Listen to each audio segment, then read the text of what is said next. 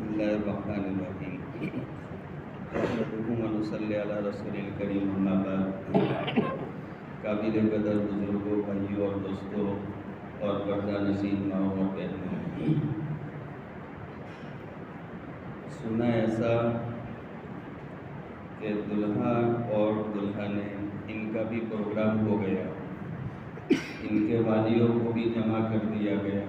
اللہ کا شکر ہے، فکر کرنے والوں کی فکروں کو اللہ پاک قبول فرمائے۔ اب مجھے کیا بات کرنی، میں اہم ایک گر کی بات کرتا ہوں، ہم سب غور سے سنیں، عمل کی نیت سے سنیں۔ ہمارے یہاں بیٹھنے کے وقت ہمیں اپنے دلوں کی نیت کو صاف کر لے، اللہ کی رضا کے لیے ہم بیٹھے اور دین کی بات سمجھنے کی نیت سے ہم بیٹھے۔ اللہ پاک ہماری مجلس کو بے انتہا قبول فرمائے۔ دیکھیے، یہ جتنی فکریں ہو رہی، چاہے دعوت کے عنوان سے اصلاحی فکریں ہو رہی ہو، اصلاحی جماعت کے عنوان سے، یہ سارے فکروں کا خلاصہ اگر ایک چیز ہماری زندگی میں آ جائے تو ان ساری فکروں کی ہمیں ضرورت نہیں ہے، اور وہ چیز ہے ہماری روزی کا مسئلہ بہت نازک ہو گیا۔ سب سے اہم مسئلہ رزق کا مسئلہ، اگر روزی حلال روزی ہو جائے، ہماری کمائی بہتر ہو جائے، بغیر شک والی ہماری کمائی ہو جائے، تو پھر یہ ساری فکریں کرنے کی ضرورت نہیں پڑے گی انشاءاللہ تعالی۔ یہ قرآن کا وعدہ، حدیث کا بھی وعدہ ہے۔ لیکن ہمارا مزاج ایسا بن گیا کہ بس دنیا کے مسئلے میں دنیا آنے دو، آنے دو، آنے دو، چاہے جس طریقے سے بھی دنیا آتی ہو۔ یہ بات نہیں ہے کہ دنیا کمانا برا ہے، آپ دنیا کمائیے، مال کمائیے، خوب مال کمائیے اور مالدار بنیے، بلکہ یوں کہتا ہوں میں کہ آپ اللہ تبارک و تعالیٰ سے یہ دعا کیجئے کہ اللہ پاک مجھے دنیا میں سب سے بڑا امیر بنا دے، سب سے بڑا مالدار بنا دے، یہ دعا کیجئے آپ۔ کوئی بری بات نہیں ہے مالدار بننا، مال کا حرص، دنیا کی حرص، یہ بہت بری بلا ہے، لیکن مال کا ملنا، دنیا کا ملنا کوئی عیب کی بات نہیں، کوئی بری بات نہیں۔ قرآن کریم میں مال کمانے، دنیا جمع کرنے اور دنیا کی طرف دوڑ لگانے کا حکم دیا گیا۔ ایسی بے شمار آپ کو حدیثیں ملے گی جو حدیثوں میں ہمیں یہ بات بتائی گئی کہ آپ دنیا طلب کریں، دنیا جمع کریں، کوئی بری بات نہیں ہے۔ اللہ کے نبی علیہ الصلوۃ والسلام کی جو پاکیزہ سنتیں ہیں، ان سنتوں میں سے مسجد میں آنے کی اللہ کے نبی علیہ السلام کی 5 سنتیں ہمیں یاد ہے کہ آقا جب مسجد میں آتے تو 5 سنتوں میں سے ایک سنت آپ کی یہ تھی کہ آپ مسجد میں داخلے کے وقت میں دعا پڑھتے، اللہم افتح لی ابواب رحمتی۔ اب میں آپ سے سوال کرتا ہوں کہ رحمت کسے کہا جاتا؟ اللہ کے نبی علیہ السلام مسجد میں آتے وقت روزانہ یہ دعا کرتے تھے کہ اللہ میرے لیے اپنی رحمت کے دروازے کھول دے۔ رحمت کا معنی ادھر یہ دعا میں، یہ جو مسنون دعا، رحمت کا معنی ہے اخروی نعمتیں، کہ اللہ میرے لیے آخرت کی نعمتیں لٹنے کے دروازے کھول دے۔ کیوں؟ آدمی مسجد میں آئے گا تو مسجد میں وہ نمازیں پڑھے گا، قرآن کی تلاوت کرے گا، ذکر و اذکار کرے گا، کوئی ایمان والے کی خیر خبر پوچھے گا، استغفار کرے گا، دعا کرے گا، مناجات میں وہ لگے گا، درود پڑھے گا۔ یہ سارے اعمال ایسے ہیں کہ یہ اعمال کی وجہ سے آخرت کی نعمتیں تیار ہوتی، جیسے حدیث پاک میں اللہ کے نبی علیہ الصلوۃ والسلام کا پاکیزہ فرمان ہے کہ جنت یہ تو ایک چٹیل میدان ہے، وہ میدان کو جیسا بنانا یہ ہمارے ہاتھ میں ہے، ہم بنائیں اس کو۔ جیسے حدیث مشکاۃ شریف کی جس میں بیان کیا گیا، اللہ تبارک و تعالیٰ ملک الموت علیہ السلام کو حکم فرماتے کہ جاؤ فلاں میرے بندے کے چھوٹے بچے کو، جو چھوٹا بچہ جو ابھی چلنا سیکھا ہو اور اس کی توتلی زبان ہو، جو سبوں کو وہ بچہ بہت پیارا لگتا ہے، اچھا لگتا ہے، جو ابھی ابھی چلنا سیکھے اور تھوڑا کالا بولتا توتلا بولتا، ایسے بچے کی روح قبض کرنے کا حکم فرماتے۔ تو ملک الموت علیہ السلام اس کی روح قبض کر کے جب آتے تو اللہ تبارک و تعالیٰ ملک الموت علیہ السلام سے سوال کرتے، کیا تم نے میرے بندے کے پھول کو لے لیا؟ تو ملک الموت جواب دیتے، ہاں۔ میرے بندے کے دل کے ٹکڑے کو تم نے لے لیا؟ ملک الموت کہتے، ہاں۔ پھر اللہ تبارک و تعالیٰ سوال کرتے کہ میرے بندے نے اس وقت میں کیا کہا جب اس کے بچے کو تم نے لیا، کیا کہا؟ تو ملک الموت جواب دیتے کہ آپ کے بندے نے کہا تھا، الحمدللہ انا للہ و انا الیہ راجعون۔ تو اللہ خوش ہو جاتے اور اللہ تعالیٰ فرماتے کیا میرے بندے نے ایسی مصیبت کے وقت میں میری حمد اور میرا شکر ادا کیا تھا، الحمدللہ کہا؟ تو ملک الموت کہتے، ہاں۔ اللہ تبارک و تعالیٰ جواب میں ارشاد فرماتے، جاؤ اس کے لیے ایک بہترین جنت میں محل تیار کر دو اور وہ محل کے اوپر ٹائٹل اور نام لکھ دو، بیت الحمد۔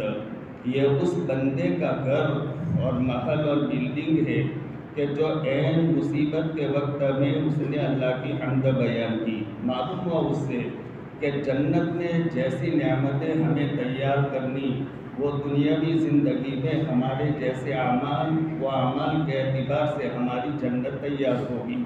پل سیرات، بال سے زیادہ باریک، تلوار سے زیادہ تیز۔ حقیقت یہ ہے کہ ایمان والے کے اعمال یہی پل سیرات ہے۔ بس ایمان والے کے جیسے اعمال و اعمال کے اعتبار سے پل سیرات کا مسئلہ حل ہوگا۔ تو یہ جنت ایک میدان ہے، تو اس میں ہم دنیاوی زندگی میں جیسے اعمال کریں گے وہ اعمال کے اعتبار سے وہاں پر ہمارے لیے نعمتیں تیار ہوگی۔ اللہ کے نبی علیہ السلام جب مسجد میں آتے تو آقا اللہ تعالیٰ سے یہ دعا مانگتے کہ اللہ پاک میرے لیے آخرت کی نعمتیں لٹنے کے دروازے کھول دے، کہ میں مسجد میں آؤں تو خوب تیری عبادت کروں، بندگی کروں، قرآن کی تلاوت کروں، نماز پڑھوں، مناجات کروں۔ یہ دعا کا مقصد نہ تو رحمت اس جگہ پر آخرت کی نعمتوں کے معنی میں۔ لیکن جب اللہ کے نبی علیہ السلام مسجد سے باہر نکلتے تو مسجد سے باہر نکلنے کی بھی 5 سنتوں میں سے ایک سنت یہ ہے، آقا یہ دعا پڑھتے، اللہم انی اسألک من فضلک، اے اللہ میں آپ سے آپ کے فضل کا سوال کرتا۔ تو فضل کس کو کہتے؟ فضل کے بہت سارے معنی میں سے اس دعا میں فضل کا مطلب یہ ہے کہ فضل کہا جاتا ہے آپ کے کپڑے کو۔ اس کا مطلب اللہ کے نبی علیہ السلام اللہ تعالیٰ سے دنیاوی چیزوں کا سوال کرتے۔ فضل کپڑے کا نام ہے، فضل جوتے کا نام ہے، فضل ٹوپی کا نام ہے، فضل چشمے کا نام ہے، فضل آپ کے مکان کا نام ہے، فضل آپ کے کھانے پینے کی چیزوں کا نام ہے، فضل دنیا کے ساز و سامان کا نام۔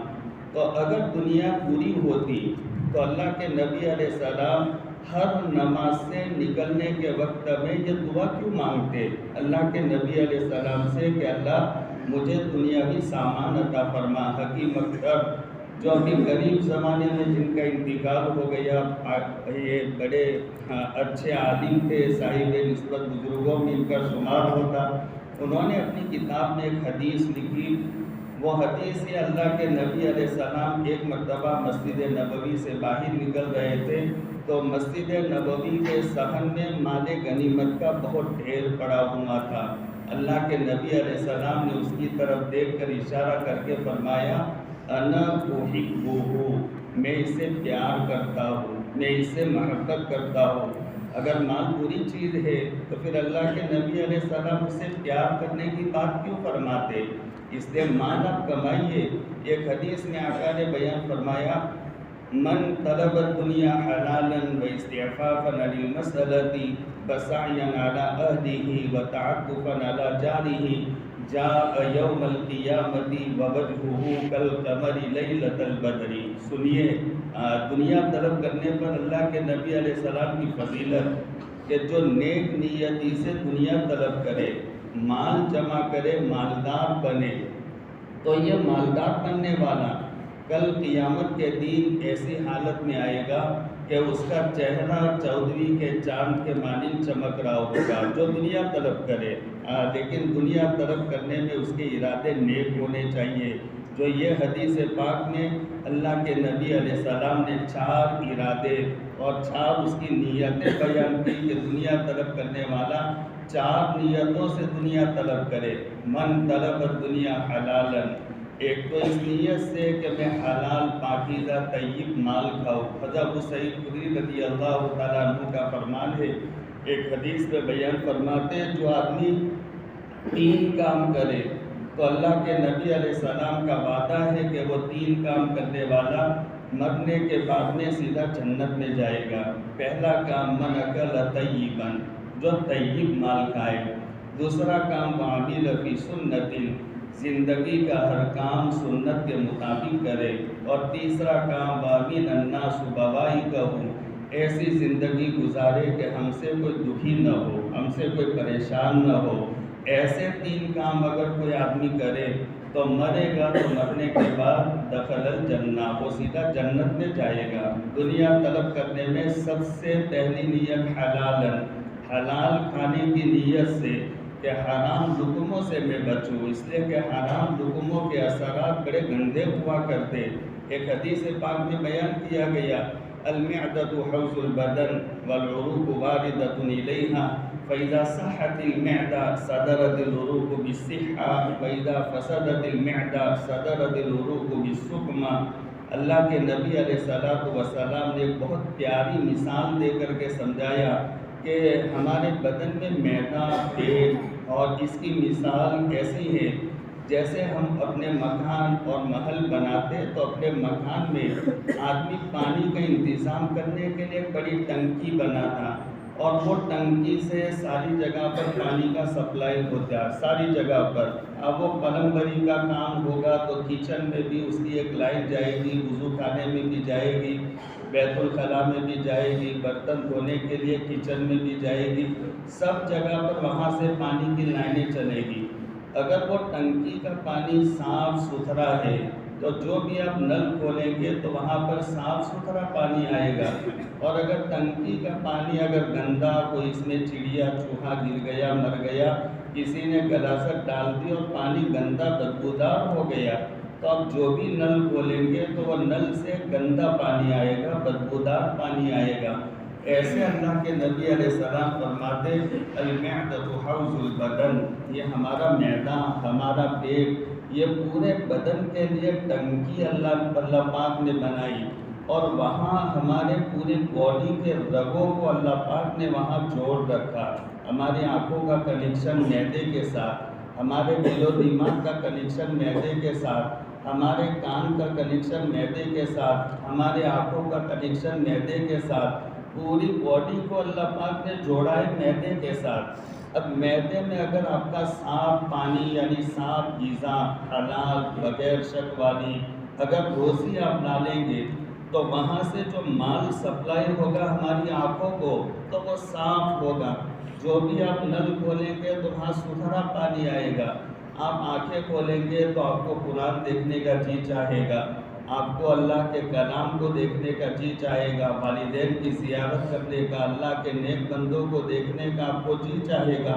آپ اچھی چیزیں دیکھیں گے، اس سے گندی چیزیں آپ سے نہیں۔ ہم ہمارے بچے دارالعلوم چھاپی کے بچوں کو نصیحت کرتے ہوئے بہت سی مرتبہ کہتے ہیں کہ بیٹا جب آپ گھر سے آؤ اور گھر کا اپنے والد کا کھانا کھا کر کے آؤ، اور جس جمعہ کو کھا کر مدرسے میں آ کر آپ کو گناہ کا شوق ہو، بازار میں جاؤ تو اچھی چیزیں دیکھنے کا شوق پیدا ہو جائے، بد نظری کرنے کا، عورتوں کی طرف آپ کا میلان، گندے کام کرنے کا جی چاہے، تو اب دوسری جمعرات کو گھر جا کر کے اپنے ابا سے یہ شکایت کرو کہ ابا آپ کے کاروبار میں مجھے کوئی فالٹ نظر آتا ہے، کوئی کمی ہے۔ آپ کا ابا پوچھے گا کہ بیٹا ایسا کیوں کہتے، تو آپ یہ جواب دینا کہ میں روزانہ آپ کا کھانا کھاتا لیکن کبھی میرے دل میں ایسی کیفیت پیدا نہیں ہوئی۔ آج جمعرات کو آپ نے بڑا اچھا کھانا کھلایا، جمعہ کو بھی کھلایا، لیکن آپ کا کھانا کھانے کے بعد جیسے میں مدرسے میں گیا تو پھر اس کے بعد مجھے گناہ کا شوق بہت بڑھنے لگا، بہت شوق بڑھنے لگا۔ تو یہ حدیث کہہ رہی ہے کہ جیسا ادھر غذا ڈالو گے تو ویسے اعمال صادر ہوں گے۔ اگر گندی غذا تو آنکھوں سے پھر امید نہ رکھو کہ وہ اچھی چیزیں دیکھے، لہذا وہ فحاشیت، ریاضیت اور گناہ کی چیزوں کے دیکھنے کا شوق پیدا ہوگا، آنکھ اسی میں استعمال ہوگی، اور موبائل میں گندی فلمیں، گندے ناچ، گندے گانے سننے کا جی چاہے گا۔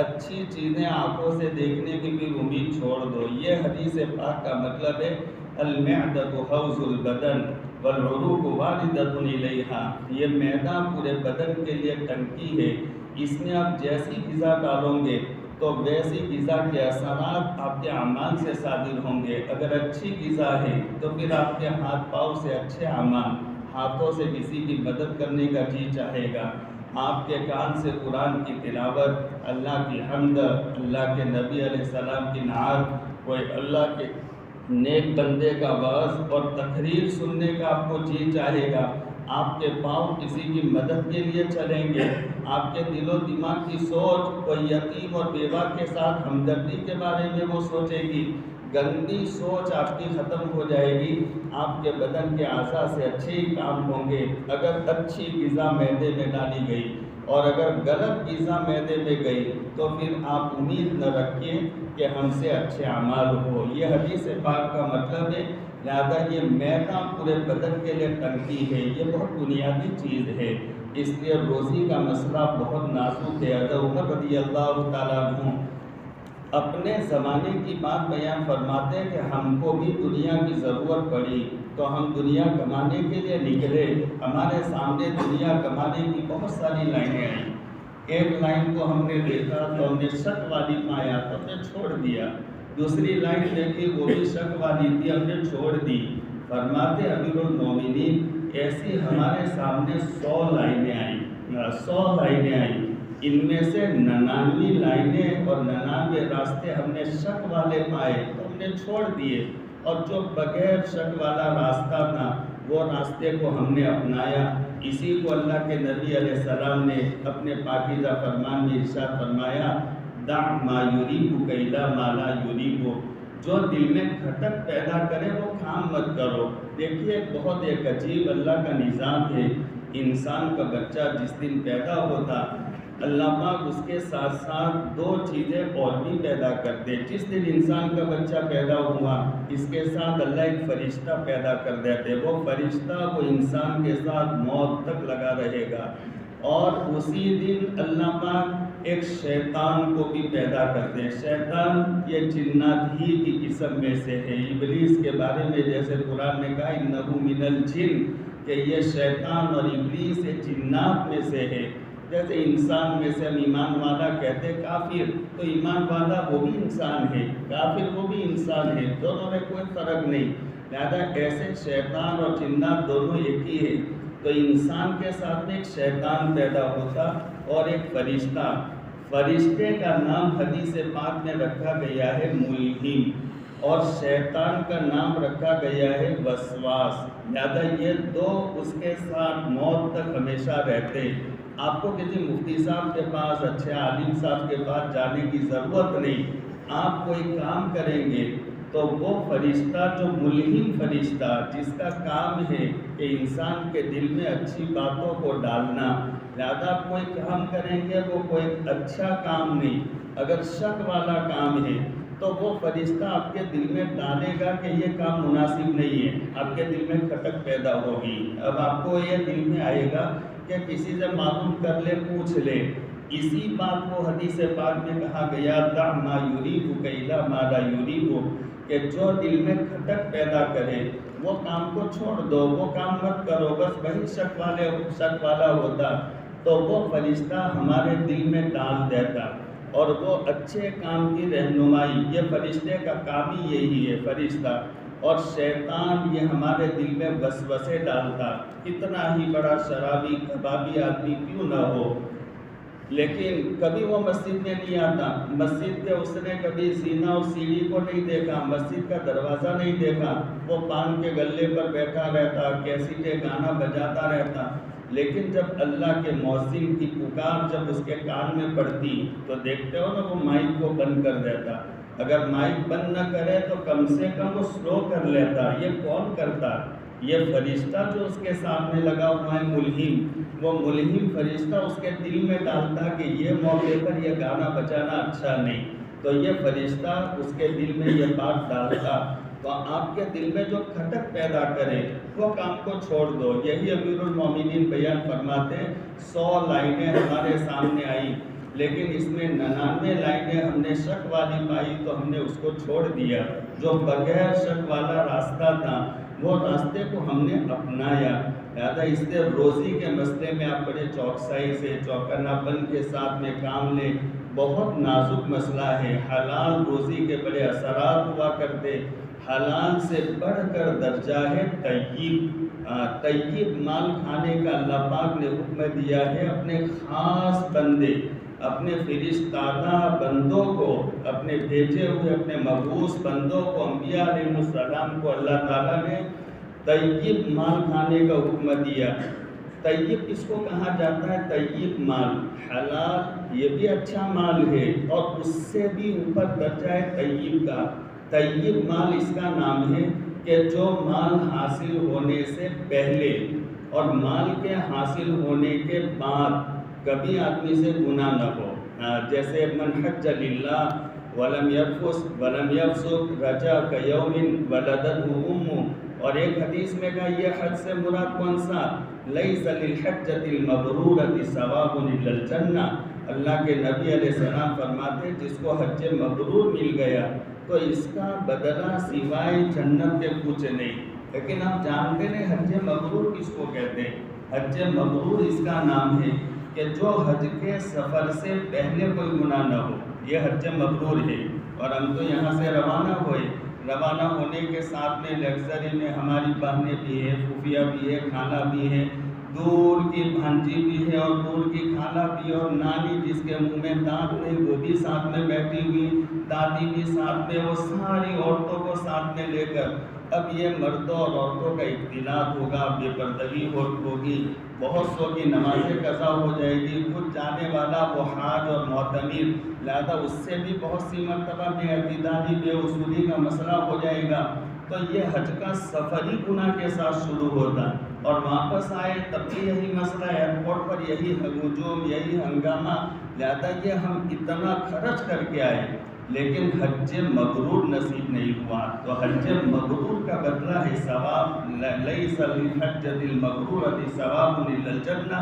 حج مبرور کا بدلہ سوائے جنت کے اور کوئی نہیں ہے، اللہ جنت، لیکن حج مبرور آدمی اکیلا نکل پڑے اپنی فیملی کے ساتھ میں اور جائے، واپس آ جائے، 3 گھنٹہ پہلے اپنی فیملی کو چھوڑنا اور پھر واپسی میں 3 گھنٹے کے بعد تو ملاقات ہونی، لیکن وہی بات جو میں نے بتائی کہ ایک آدمی کے ساتھ میں ایک تو ملہم فرشتہ بھی اور وسواس بھی ہے، تو وہ وسواس چین سے بیٹھتا نہیں ہے۔ آدمی کے دل میں کبھی ایسی بات سنتا ہے قرآن حدیث کی باتیں تو دل میں آتا ہے ایسا کہ مجھے ایسا کرنا چاہیے، لیکن اس کے ساتھ ساتھ وہ وسواس اس کو وہ نیک پٹری سے ہٹا لیتا۔ اللہ کے نبی علیہ السلام نے ایک مثال دے کر فرمایا، ایک درمیان میں ایک گھاٹی جیسا راستہ اور پھر درمیان میں سے آدمی چلتا تو وہاں پر الگ الگ کمرے بنے ہوئے اور وہ کمروں پر پردے لٹکے ہوئے۔ اللہ کے نبی علیہ السلام کہتے ایک دائی کھڑا لے کر کے اعلان کرتا ہے، خبردار سیدھے سیدھے چلے آؤ اور وہ پردوں کو مت ہٹانا، اگر پردوں کو ہٹاؤں گے تو اس میں داخل ہو جاؤں گے پھنس جاؤں گے۔ لہذا وہی وسواس والے وہ سارے راستے، وہ شیاطین والے وہ راستے، وہ پردے لٹکے ہوئے، اس کے اندر اچھے دل کو مزہ آ جائے، جی خوش ہو جائے، ایسے کام اس میں ہوتے، مزہ آتا ہے آپ کو غیبت کرنے کے لیے۔ اگر مجلس لگ جائے تو گھنٹے بیت جاتے پتہ نہیں چلے گا، اور ابھی ہم سب بیٹھے، ابھی 5 بجیں گے تو سب کی نظریں گھڑی کی طرف جائے گی، اس لیے کہ یہاں طبیعت نہیں لگتی وہاں غیبت کرے، غیبت سننے میں، جھوٹ بولنے میں، کسی کو گالی دینے میں، یہ نفس اس سے خوش ہو جاتا ہے۔ یہ گناہ ایک ایسا ہے جو بالذت ہے، اس میں مزے آ جاتے ہیں، گھنٹے آدمی بتا دیتا ہے۔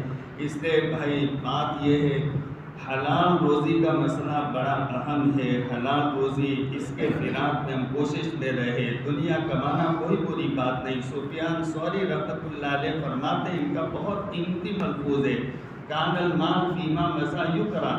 ایک زمانہ تھا کہ وہ زمانے میں لوگ مال اچھا نہیں سمجھتے تھے. اچھا نہیں، جو زمانے سے اشارہ کرتے وہ دور صحابہ کی طرف. صحابہ یہ مال کو اچھا نہیں سمجھتے تھے، لیکن وَأَمَّا الْيَوْمُ فَهُوَ تُرْسُ الْمُؤْمِنِ. آج تو ایمان والے کے لیے مال یہ ڈھال ہے، بچاؤ ہے. کس کے لیے بچاؤ ہے؟ کون سی چیز سے مال آدمی کو بچاتا ہے؟ مولانا تھانوی علیہ رحمہ کی ایک بات ہم نے کتاب میں پڑھی. حضرت تحریر فرماتے ہیں کہ اگر جہاں کہیں بھی حالات آتے ہوئے ایسے مسائل بنتے اور جس کی وجہ سے آدمی ارتداد کے دروازے، ارتداد سمجھتے ہیں آدمی ایمان چھوڑ کر کفر کی طرف مائل ہو جائے، تو یہ مرتد ہونے والا مجمع یہ زیادہ تر غریبوں کا مجمع ہوتا ہے. مالدار اور جس کے پاس جو امیر ہے، مال ہے، وہ ان لوگوں کے باتوں سے اور یہ حالات سے اتنا متاثر نہیں ہوتا. غریبوں کا مجمع یہ جلدی ایمان سے ہاتھ دھو دیتا ہے اور مرتد بن جاتا.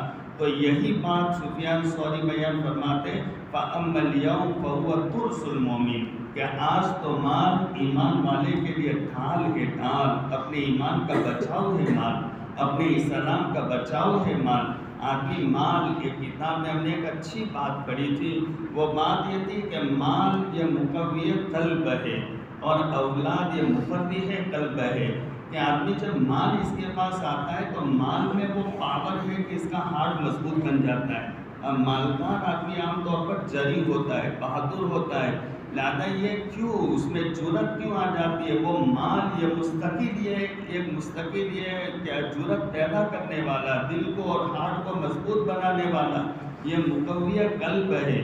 اور اولاد یہ مفرح قلب ہے کہ وہ دل کو خوشی پہنچانا. جس کے گھر میں اولاد نہ ہو تو یہ سنا سنا بنجر اور یہ ویران قبرستان بنا ہوا رہتا ہے اس کا گھر. لہذا جس گھر میں اولاد ہو، اپنے اولاد، اولاد کی اولاد، تو آدمی گھر جائے تو کتنا ہی ٹینشن سے وہ اپنے گھر میں جائے. گھر میں جانے کے ساتھ ہی ایک دم وہ فری ہو جاتا ہے، فریش ہو جاتا. تو اولاد یہ دل کو خوشی پہنچانے والی اور مال یہ دل کو مضبوط رکھنے والا. اس لیے مالدار آدمی، امیر آدمی، یہ امیر جلدی سے حالات سے متاثر نہیں ہوتا. یہی بات سفیان ثوری بیان فرماتے ہیں فَأَمَّا الْيَوْمُ فَهُوَ تُرْسُ الْمُؤْمِنِ کہ آج تو مال یہ ایمان والے کے لیے ڈھال ہے، ایمان کے لیے بچاؤ ہے، اس کے اسلام اور اعمال کے لیے بچاؤ ہے. لولا هذه الدنانير لتمنّن بنا هؤلاء الملوك. بڑی اچھی بات بیان فرمائی کہ اگر یہ مال تمہارے پاس آج کے زمانے میں نہیں ہوں گے تو یہ بادشاہ، یہ وزراء، یہ عمراء، یہ مالدار لوگ یہ تمہیں رومال کی طرح استعمال کریں گے. رومال کی طرح استعمال کر کے پوچھ کے پھینک دیں گے. تمہارا کوئی ویلیو نہیں ہوگا. آج تو اس کا ویلیو ہوگا جس کے پاس مال ہے. جو آپ نے فرمایا تھا شرفہم دینار و درہم. ایک زمانہ ایسا آنے والا ہے کہ وہ زمانے میں عزت کا معیار یہ درہم، دینار، مال، روپیہ، پیسہ، دولت، دھن یہ بن جائے گا عزت کا معیار. آدمی وہی باعزت سمجھا جائے گا جس کے پاس مال ہوگا. شرفہم دینار و درہم. یہی بات سفیان ثوری فرماتے لولا هذه الدنانير لتمنّن بنا هؤلاء الملوك. یہ دنیا والے تمہیں رومال کی طرح استعمال کر کے پوچھ کے پھینک دیں گے. لہذا اس لیے مال اگر ہو تمہارے پاس تو سفیان ثوری ایک مشورہ دے کر گئے. وہ مشورہ یہ دیا ہے سفیان ثوری نے، وہ مال کو اچھی جگہ پر آپ لگاؤ. 2 کے 4 کرنے کی کوشش کرو. 4 کے 8 بناؤ، 8 کے 12 بناؤ، 12 کے 20 بناؤ. وہ مال کو بڑھاوا دینے کی کوشش کرو، لیکن حلال مال. آگے سفیان ثوری فرماتے والحلال لا يتحمل الصرف. حلال مال ہو تو وہ حلال مال میں اسراف، فضول خرچی، بیکار خرچ کرنا اس میں گنجائش نہیں ہوتی. اس لیے ہم اکثر کہاں کرتے اگر کسی بچے کا نکاح ہو، کسی بچی کا نکاح ہو اور وہ نکاح میں اگر فضول خرچی کرتا ہے، عجیب یہ نکاح کے عنوان سے باتیں سننے میں آتی ہیں. ہم کاکوسی میں گئے تھے، وہاں پر کچھ ایسے لوگوں نے یہ حالات سنائی. اس عنوان سے پروگرام اب یہاں شادی کے وقت میں دلہا کو جن چارپائی پر سونے کا ہوتا، وہ چارپائی کو سجانے کے لیے 20,000 25,000 30,000، اب اس میں نہ معلوم کیا سجایا جاتا ہے، اللہ جانے، سمجھ میں نہیں آتا۔ یہ پھوکے ادھر لگاؤ، وہاں پر یہ لگاؤ، وہاں پر یہ لگاؤ، لہٰذا یہ اسراف۔ ہم کہتے ہیں کہ جو یہ کاموں میں لگے گا، یہ بچہ یہ اعلان کرتا ہے کہ میرے باپ کی کمائی شک والی ہے۔ سنو بھائی پیارے بچوں، جن کے نکاح ہونے والے، ان کو ہم نصیحت کرتے، آپ اگر اسراف کرتے، فضول خرچی کرتے، بیکار جگہ پر ہوٹلوں میں گھومنے کے لیے آپ جاؤ، منع نہیں کرتے، ذمہ دار آپ چاہیے، لیکن ذرا دائرے میں رہ کر کے جائیے۔ یہ فکرے کرنے والے بیچارے فکرے کرتے کرتے بھول گئے، ان کی راتیں رونے میں جاتی ہے، دن فکرے کرنے میں جاتی۔ ہمارے گاؤں کا ماحول ٹھیک رہے، ہمارے جوانوں کا، تو آپ کے دلہنوں کو جوڑا، دلہوں کو جوڑا، ان کے والدین کو جوڑا، ابھی آپ کو جوڑا جا رہا ہے۔ کیا مقصد ہے یہ جوڑنے کا؟ ان کے فکروں کا مقصد کیا؟ ہمارے گاؤں کا ماحول ایک بندھن میں رہے، ہم آزاد نہ ہو جائے، جس کی مرضی میں چھوڑائے وہ کرے گا، تو کل کہاں جا کر ہم کھڑے رہیں گے؟ لہٰذا اگر اس انداز سے اگر فضول خرچی، اب یہ سینٹ نہ معلوم کیسے کیسے وہ نکلے ہیں، اب یہ ایسی ہی ہوا میں اس کو فضا میں اچھالا جاتا ہے، پیسوں کو اڑایا جاتا ہے، بیکار کیا جاتا۔ پینے کی بوتلوں کو لیا، آدھا پیا پھینک دیا، بس دلہے کو پوچھا کرنا مقصد ہے، اس کے جیب کو خالی کروانا مقصد ہے۔ دیکھیے یہ شک والا مسئلہ ہے، بہت خطرناک۔ جو بچہ اگر ایسا کرتا تو اس کا مسئلہ، یہ سفیان ثوری کہتے والحلال لا يتحمل الصرف، حلال مال میں بیکار جگہ پر خرچ کرنے کی گنجائش نہیں ہوتی۔ یہ اگر پسینے کی کمائی ہو، حلال کمائی ہو، تو وہ اچھی جگہ پر ہی وہ خرچ ہوگا، غلط جگہ پر وہ استعمال نہیں ہوگا۔ اس لیے آپ ذرا کنٹرول میں رہیے۔ ہاں، پیسے اللہ پاک نے آپ کو دیے ہیں۔ دیکھیے دوسری بات ہم یہ بھی کہتے ہیں، ابھی جس ماحول میں ہم چل رہے ہیں، بہت نازک ماحول چل رہا ہے، بہت نازک حالات چل رہے ہیں، ابھی بہت بارڈری علاقے میں چل رہے۔ آپ کو معلوم ہے دنیا کب بنی تھی؟ آپ سے پوچھا جائے کہ دنیا کب بنی تھی، یہ آسمان، یہ سورج، یہ چاند، یہ ستارے، سیارے، سیارچے، یہ درخت، یہ دریا، یہ پہاڑ، یہ آسمان، یہ عرش، یہ کرسی، یہ اللہ کے علاوہ سب، ہاں اللہ کے علاوہ سب، یہ کب بنا تھا؟ یہ پوچھا جائے تو جدید تحقیق کے اعتبار سے 500 کروڑ سال ہوئے۔ 500 کروڑ سال پہلے یہ عرش، کرسی اور یہ پورا نظام کچھ بھی نہیں تھا، صرف اللہ کی ذات تھی، اللہ کے ذات کے علاوہ کچھ بھی نہیں تھا۔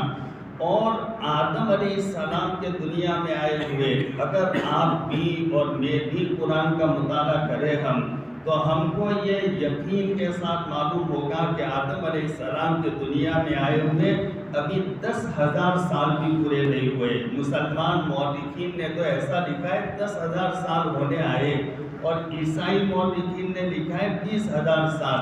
10,000 سال سے زیادہ آپ کو بھی انداز ہوگا، قرآن کا مطالعہ کریں گے کہ آدم علیہ السلام کو دنیا میں آئے ہوئے 10,000 سال ہونے آئے، اور ابھی بالکل ہم بارڈری علاقے پر چل رہے ہیں۔ یہ دنیا سکرات میں ہے، ابھی تھپیڑے کھا رہی ہے، موجوں میں پھنسی ہوئی ہے، ابھی حالات اور ابھی مخالف آندھیاں برابر آ رہی ہے، اور سکرات کے وقت میں عجیب سے عجیب انسان پر حالات آیا کرتے ہیں۔ قرآن نے سکرات کی جو منظر کشی کی ہے کہ آدمی پر جب موت کا وقت، روح کی کھچنے کا، جان کشی کا جب وقت آتا، تو اس وقت میں وہ عجیب ایسی کرب اور بے چینی کی حالت میں رہتا کہ وہ ایک پنڈلی کو دوسری پنڈلی پر مارتا۔ وَالْتَفَّتِ السَّاقُ بِالسَّاقِ، جو قرآن نے کہا آدمی جب رات کو سوئے تو سوتے وقت میں اگر اس کو نیند نہ آئے تو بے چینی میں کبھی یہ پاؤں پر یہ پاؤں رکھ دیتا ہے، تھوڑی دیر کے بعد یہ پاؤں نیچا کر کے یہ پاؤں، اب یہ پتہ چلتا ہے کہ آدمی سویا ہوا نہیں، کوئی ٹینشن میں اور کوئی عجیب حالت میں۔ تو یہ قرآن نے سکرات کی منظر کشی کرتے ہوئے ایسی عجیب بے چینی کا یہ وقت ہوتا کہ بندے والا وَالْتَفَّتِ السَّاقُ بِالسَّاقِ، یہ ڈاکٹر نے بھی ہاتھ اندر کر دیے، اس نے بھی سب نے۔ تو پھر لوگ کہتے ہیں یا وکیل من راک، ارے کوئی باپو کو بلا لو، کوئی عامل کو بلا لو، کوئی تعویذ گنڈے کرنے والا، جھاڑ پھونک کرنے والا. یہ عجیب، یہ قرآن کا یہ جو انداز ہے وہ انداز سے سمجھ میں آتا ہے. اس وقت ہمیں ایک عجیب سی حالت ہوتی ہے یہاں دنیا سے جانے والے کی، سکرات والے کی. یہ دنیا ابھی سکرات میں چل رہی ہے، لہذا ابھی تھپیڑے آئیں گے، حالات آئیں گے جو قیامت سے پہلے پہلے اللہ کے نبی علیہ السلام نے علامات بیان فرمائی تھی.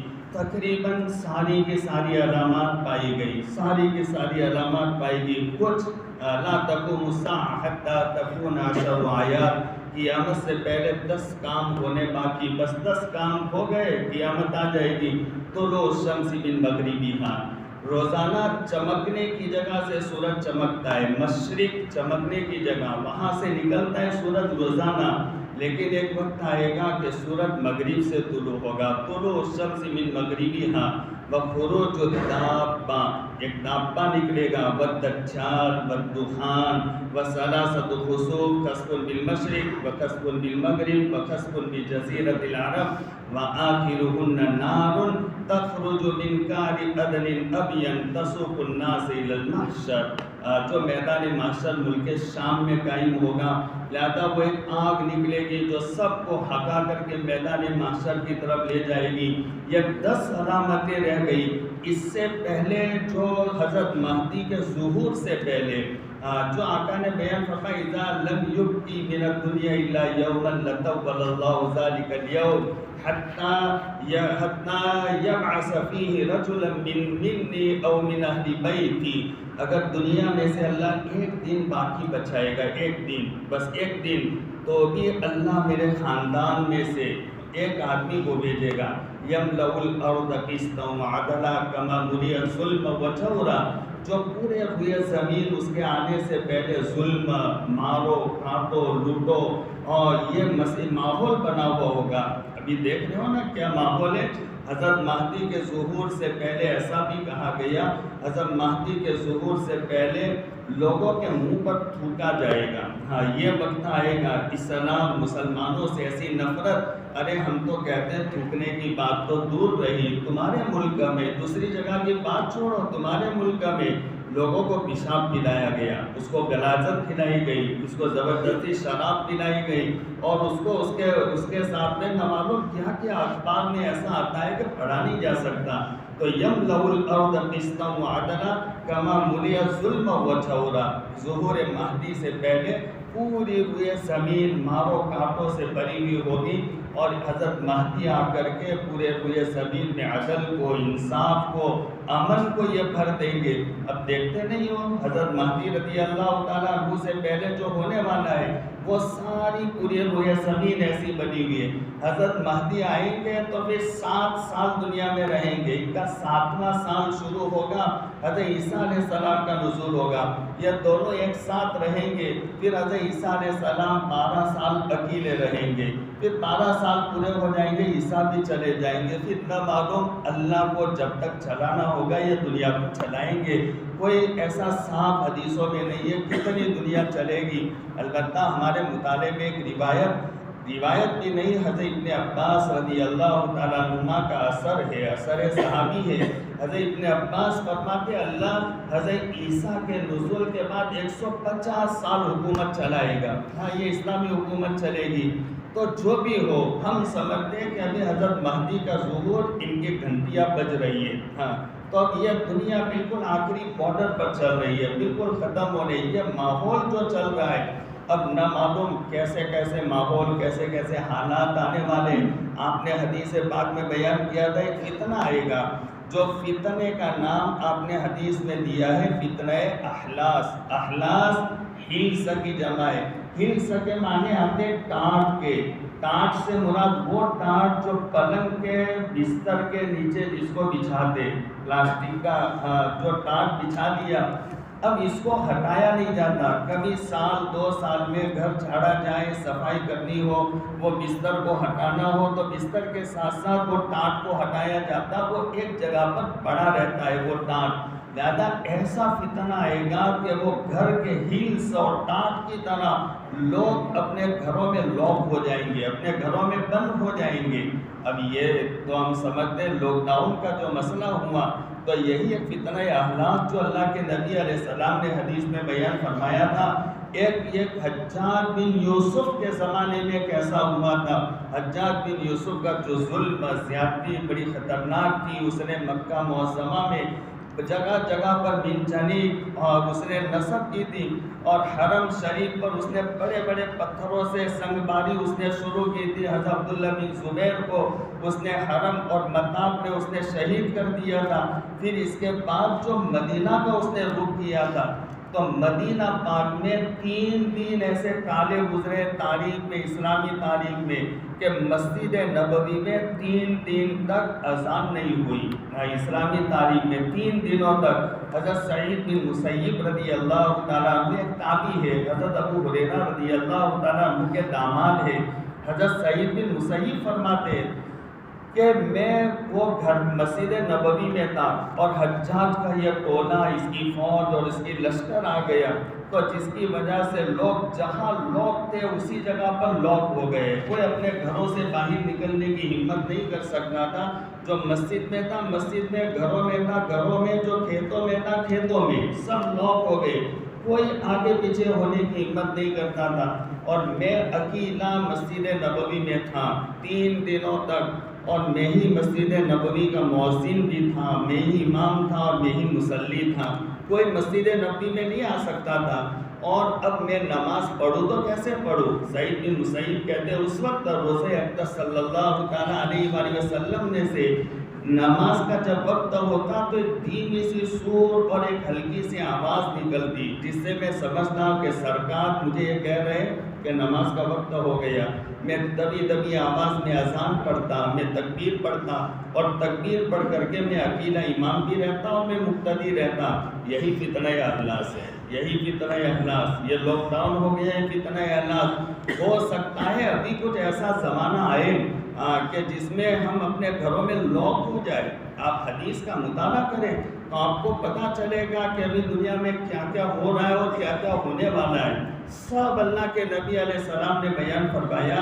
آپ کو تو یہ کہا گیا آپ نے اوتیت علم الاولین والآخرین، جو مجھ سے پہلے جتنے نبی تھے سارے نبیوں کا مجھے علم دیا. اللہ کے نبی فرماتے اور قیامت تک آنے والے سارے بزرگ، مفتیان کرام، فلاسفہ، مناطقہ اور جو بھی دنیا والے آئیں گے، بڑے بڑے سائنسداں، اللہ کے نبی کہتے سبوں کا مجھے علم دیا گیا.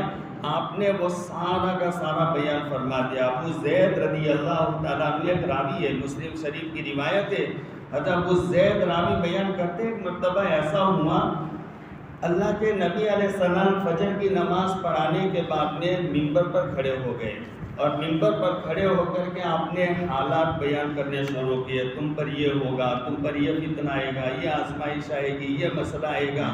بیان کرتے رہے یہاں تک کہ ظہر کی نماز کا وقت ہو گیا.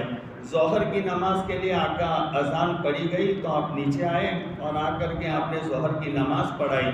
پھر ممبر کو سنبھالا اور آپ نے پھر تقریر کرنا شروع کر دیا یہاں تک کہ عصر کا وقت ہو گیا. عصر کی اذان پڑھی گئی تو آقا نیچے نماز پڑھانے کے لیے آئے اور پھر آپ ممبر پر کھڑے ہو گئے اور پھر تقریر شروع کر دی. راوی بیان کرتے ہیں یہاں تک کہ سورج ہمارے دیواروں کے کنارے پر آ گیا، یعنی ڈوبنے کے قریب ہو گیا.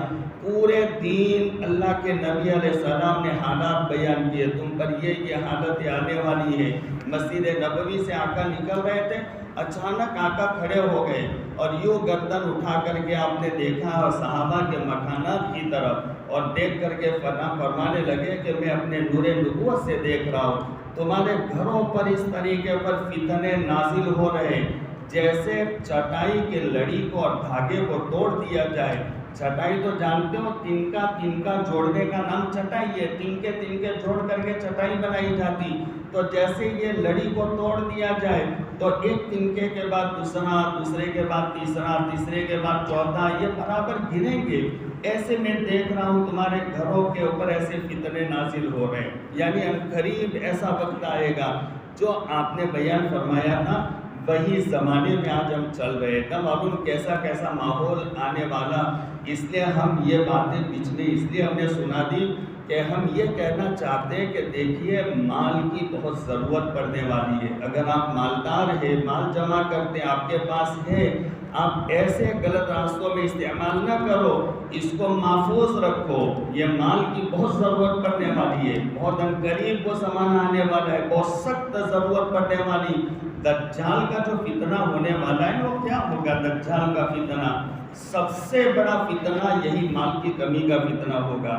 یہی اللہ پاک اس وقت جب وہ دجال نکلے گا، دجال اکبر تو نکلے گا جب نکلے گا، لیکن اس سے پہلے مسند ابو یعلا میں لکھا ہوا ہے، حدیث کی کتاب ہے، کہ دجال اکبر سے پہلے 70 یعنی 70 دجال نکلنے والے. 70. ابھی میں نام گنا سکتا ہوں. آپ جانتے ہو کہ اپنے ملک میں بھی بہت سارے ایسے ہیں. لہٰذا یہ دجال انور شاہ کشمیری نے اپنے زمانے میں لکھی ایک تفسیر.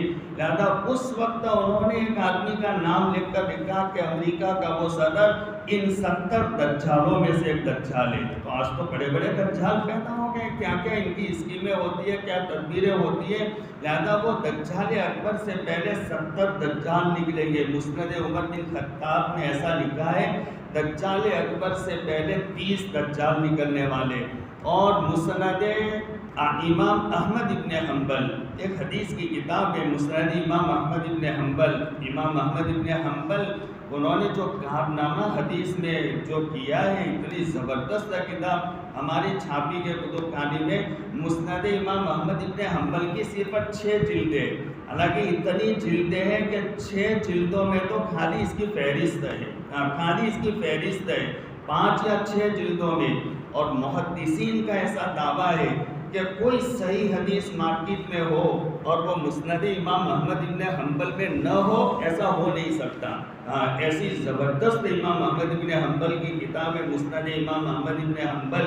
وہ مسند امام احمد ابن حنبل میں لکھا ہے دجال اکبر سے پہلے 27 دجال نکلیں گے. یہ دجاجیل کے ماحول میں ہم چل رہے ہیں. لہذا یہ دجالوں کا کام یہ ہوگا، ایمان والوں سے مال کو چھین لو، ان کو کنگال بنا دو، اقتصادی پابندیاں ان پر لگا دو، لہذا ان کو فقیر کلاش تنگ دست بنا دو. یہ ان کا کام ہوگا. لہذا یہ دجال جب نکلنے والا ہوگا، دجال اکبر، 1 سال اللہ پاک آسمان سے ایک بند قطرہ پانی کا نہیں برسائیں گے، اور وہ نہیں 1/3 اللہ بارش کو روک دے گا، اور زمین میں سے 1/3 اللہ غلہ کو روک دے گا. اور دوسرے سال 2/3 بارش رک جائے گی، 2/3 غلہ اگنا، زمین اپنی پیداوار پھل اور یہ دھان غلہ نہیں اگے گا. اور تیسرے سال آسمان سے ایک قطرہ پانی کا نہیں، اور زمین سے ایک دانہ اگے گا نہیں. اب آدمی بھوک کی وجہ سے اپنا ہاتھ کھانے پر مجبور ہو جائے گا. ضرورت پڑے گی کہ نہیں پڑے گی مال کی؟ بہت سخت ہے. اس لیے ایسی جگہ میں مال کو ضائع مت کرو. مال اگر اللہ نے دیا اس کو محفوظ رکھو، ضرورت پڑنے والی ہے، اس کو محفوظ رکھو. کسی بھی شکل میں آپ اس کو محفوظ رکھیے. تو مال اگر ہے، حلال ہے، تو یہ فضول خرچے کی گنجائش نہیں رکھتا. والحلال لا يتحمل الصرف. تو دنیا میں حدیث سنا رہا تھا، تھکنے بھی لگے لوگ اتنے جلدی. اچھا ہے جی. من طلب الدنیا حلالا، اگر دنیا طلب کرو حلال کھانے کے نیت سے، واستعفافا للمسألة، اس لیے دنیا طلب کرو. میرے ساتھ بہت ساری ضروریات لگی ہوئی ہے، لہذا یہ ضرورت ہے. اگر میں دنیا نہیں کماؤں گا تو لوگوں کے سامنے مجھے بھیک مانگنی پڑے گی. لہذا میں لوگوں کے سامنے بھکاری نہ بنوں، سوالی نہ بنوں، اور مجھے کسی کے سامنے مانگنا نہ پڑے. اس نیت سے آپ دنیا طلب کرے. استعفافا للمسألة وسعیا علی اہلہ، اس لیے آپ دنیا طلب کریں کہ مجھے بیوی بچوں کا بار، ان کا خرچہ میرے ذمے ہے. اگر میں نہیں کماؤں گا تو پھر ان کا خرچہ میں کیسے نبھاؤں گا؟ اگر یہ نیت کے ساتھ میں وتعطفا علی جاری، تمہارے محلے میں، تمہارے گاؤں میں، تمہارے اقربا اور رشتہ داریوں میں اگر کوئی غریب ہے، کوئی یتیم ہے، کوئی بیوہ ہے، اور کوئی ایسا مجبور لاچار آدمی ہے، تو ان کی ہمدردی کے لیے، ان کا خرچہ اور ان کی دوا اور علاج وغیرہ کی ضرورتیں پوری کرنے کے لیے اگر یہ نیت سے آپ دنیا کماتے، اتنی نیک نیت ہے، تو جاء یوم القیامت ووجہہ کالقمر لیلۃ البدر، ایسا دنیا طلب کرنے والا قیامت کے دن ایسی حالت میں آئے گا کہ اس کا چہرہ چودھویں کے چاند کے مانند چمک رہا ہوگا، لیکن ہم ایسا کرتے نہیں ہے۔ حدیث میں جو کہا گیا اس کے خلاف ایک دوسرا ٹکڑا حدیث میں وَمَنْ طَلَبَ الدُّنْيَا مُفَاخِرًا مُكَاثِرًا مُرَائِيًا لَقِيَ اللَّهَ وَهُوَ عَلَيْهِ غَضْبَانٌ۔ یہ ہماری نیت ہوتی ہے تو دنیا اس نیت سے کمائے میں بڑا مالدار بن جاؤ، لوگوں پر فخر کرنے کے لیے سب سے بڑا میرا بنگلہ ہو، میرے بنگلے کے آگے میری گاڑی ہو، میرے سب بچوں کے مکانات ہو، اور میرا یہ بھی ہو وہ بھی ہو، میں بڑا کہاں جاؤں۔ اگر یہ نیت ہے تو یہ غلط نیت سے اگر دنیا کمائے گا تو وہ اللہ سے ایسی حالت میں ملے گا، اللہ اس پر غضبناک ہوں گے۔ معلوم ہوا اس حدیث سے کہ دنیا طلب کرنا کوئی بری بات نہیں ہے، آپ دنیا طلب کیجئے۔ ایک حدیث ہے، اللہ کے نبی علیہ السلام ایسے بیٹھے ہوئے تھے، ایک صحابی نوجوان صحابی کا وہاں سے گزر ہوا، صحابہ کرام نے وہ نوجوان کی نوجوانی اور پہلوانی کو دیکھا، فلما رأوا بجلده ونشاطه، صحابہ نے اس نوجوان کی نوجوانی اور پہلوانی کو دیکھا، ان کے دل میں ایک بات آئی، جو بات آئی وہ زبان پر آ گئی، اور صحابہ نے زبان پر یہ کہا، زبان پر یہ باتیں، لو کان ھذا فی سبیل اللہ، یہ نوجوان کتنا اچھا ہوتا اگر اللہ کے راستے میں جاتا، اللہ کے راستے میں کتنا دین بلند ہو جاتا، اللہ کا نام روشن ہو جاتا، کتنا اسلام مسلمانوں کا فائدہ ہو جاتا اگر اللہ کے راستے میں جاتا۔ آپ نے جب یہ بات سن لی تو آپ نے صحابہ کو مخاطب کر کے فرمایا، سنو میرے صحابہ، ان کان خرج یسعی علی ولدہ صغارا فہو فی سبیل اللہ، اگر یہ نوجوان اپنے گھر سے اس نیت سے نکلا کہ میرے چھوٹے چھوٹے بچے، اگر میں گھر پر رہوں گا تو ان بچوں کو پالوں گا کیسے، تو اگر یہ بچوں کو پالنے کی نیت سے مال کمانے کے لیے ملازمت مزدوری جاب کرنے کے لیے نکلا تو وہ جب تک واپس نہیں آئے گا اللہ کے راستے میں۔ وَإِنْ كَانَ خَرَجَ يَسْعَى عَلَىٰ أَبَوَيْنِ شَيْخَيْنِ كَبِيرَيْنِ فَهُوَ فِي سَبِيلِ اللَّهِ، اگر اس لیے نکلا کہ میرے بوڑھے والدین ہیں، اگر میں گھر رہوں گا تو ان کا خرچہ کیسے، دوا علاج وغیرہ کیسے کام کروں گا، تو وہ بھی اللہ کے راستے میں۔ وَإِنْ كَانَ خَرَجَ عَلَىٰ نَفْسِهِ يَعِفُّهَا فَهُوَ فِي سَبِيلِ اللَّهِ، اگر اس لیے نکلا کہ اگر میں نہیں نکلوں گا تو میں ضرورت کے وقت میں محتاج بن جاؤں گا، میں محتاج نہ بنوں اس نیت سے، تو وہ بھی اللہ کے راستے میں ہے۔ خیر حدیثوں میں ایسی بہت سارے فضائل آپ کو ملیں گے، اگر میں سناؤں تو قرآن اور ایسی بے شمار حدیثیں آپ کو ملے گی جس میں مال کمانے کے فضائل مستقل بیان کیے گئے۔ آپ مال کمائیے، وہ خوب کمائیے مال، لیکن اس کا راستہ اچھا ہونا چاہیے، حلال طریقہ اس کا ہونا چاہیے، شک والا راستہ نہیں بھائی۔ دیکھیے اگر شک والے راستے سے اگر آپ نے مال جمع کیا ہے، سنو بہت دل کے کانوں سے سنو، آپ کی زندگی گزر جائے گی، بیت جائے گی، آپ کی دنیا میں ماں بائی ہو جائے گی، آپ سیٹھ صاحب کہے جاؤں گے، آپ آؤں گے تو دور سے لوگ کہیں گے حاجی صاحب السلام علیکم، حاجی صاحب السلام علیکم، لوگ آپ کو بہت استقبال کریں گے، لیکن یاد رکھنا میں اپنی بات نہیں کرتا، آپ کی اولاد اور اولاد کو اگر وہ وقت نہیں دیکھنے کا موقع ملا تو ان کی اولاد، وہ دن دور نہیں ضرور آئے گا کہ آپ کی اولاد پر وہ حالت آنے والی کہ ان کو کوئی 500 گرام نمک بھی دے گا نہیں قرض کے طور پر، وہ دن آئے گا۔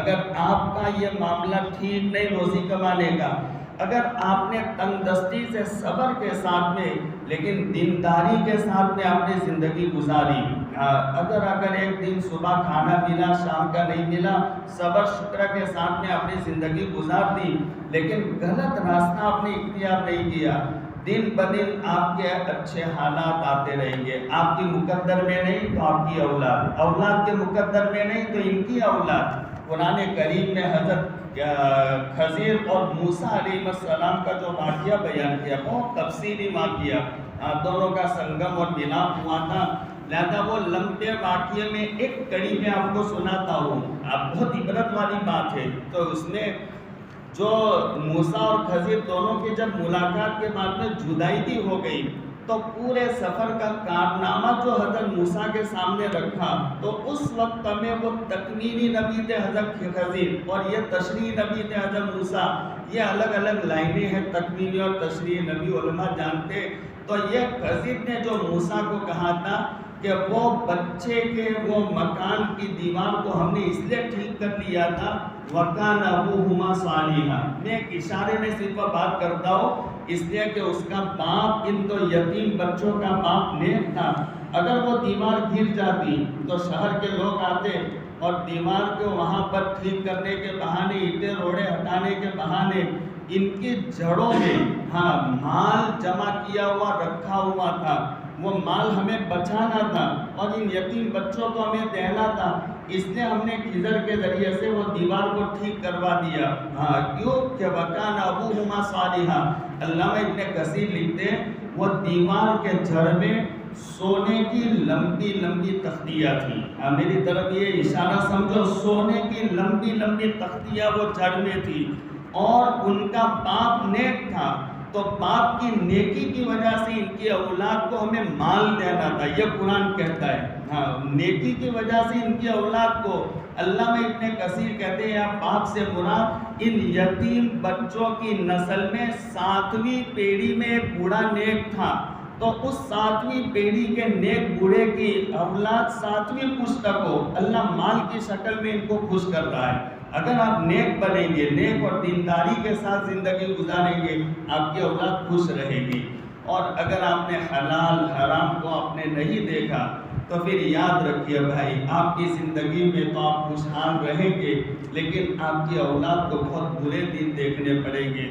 اور ساتھ میں جو میں نے کہا حرام اگر مال ہوتا ہے نا، حرام اس کا سب سے بڑا، اس میں خاص طور پر سود. یہ ہم بہت سارے دیہات میں جاتے، ابھی ایک گاؤں میں ہم کو بلایا تھا تو وہ گاؤں میں ممبئی سے پوری ان کی جماعت آئی تھی، پوری جماعت، اور گاؤں میں آ کر مسجد میں انہوں نے پڑاؤ ڈالا تھا اور مستقل محنت کی انہوں نے. اور مسئلہ کیا تھا؟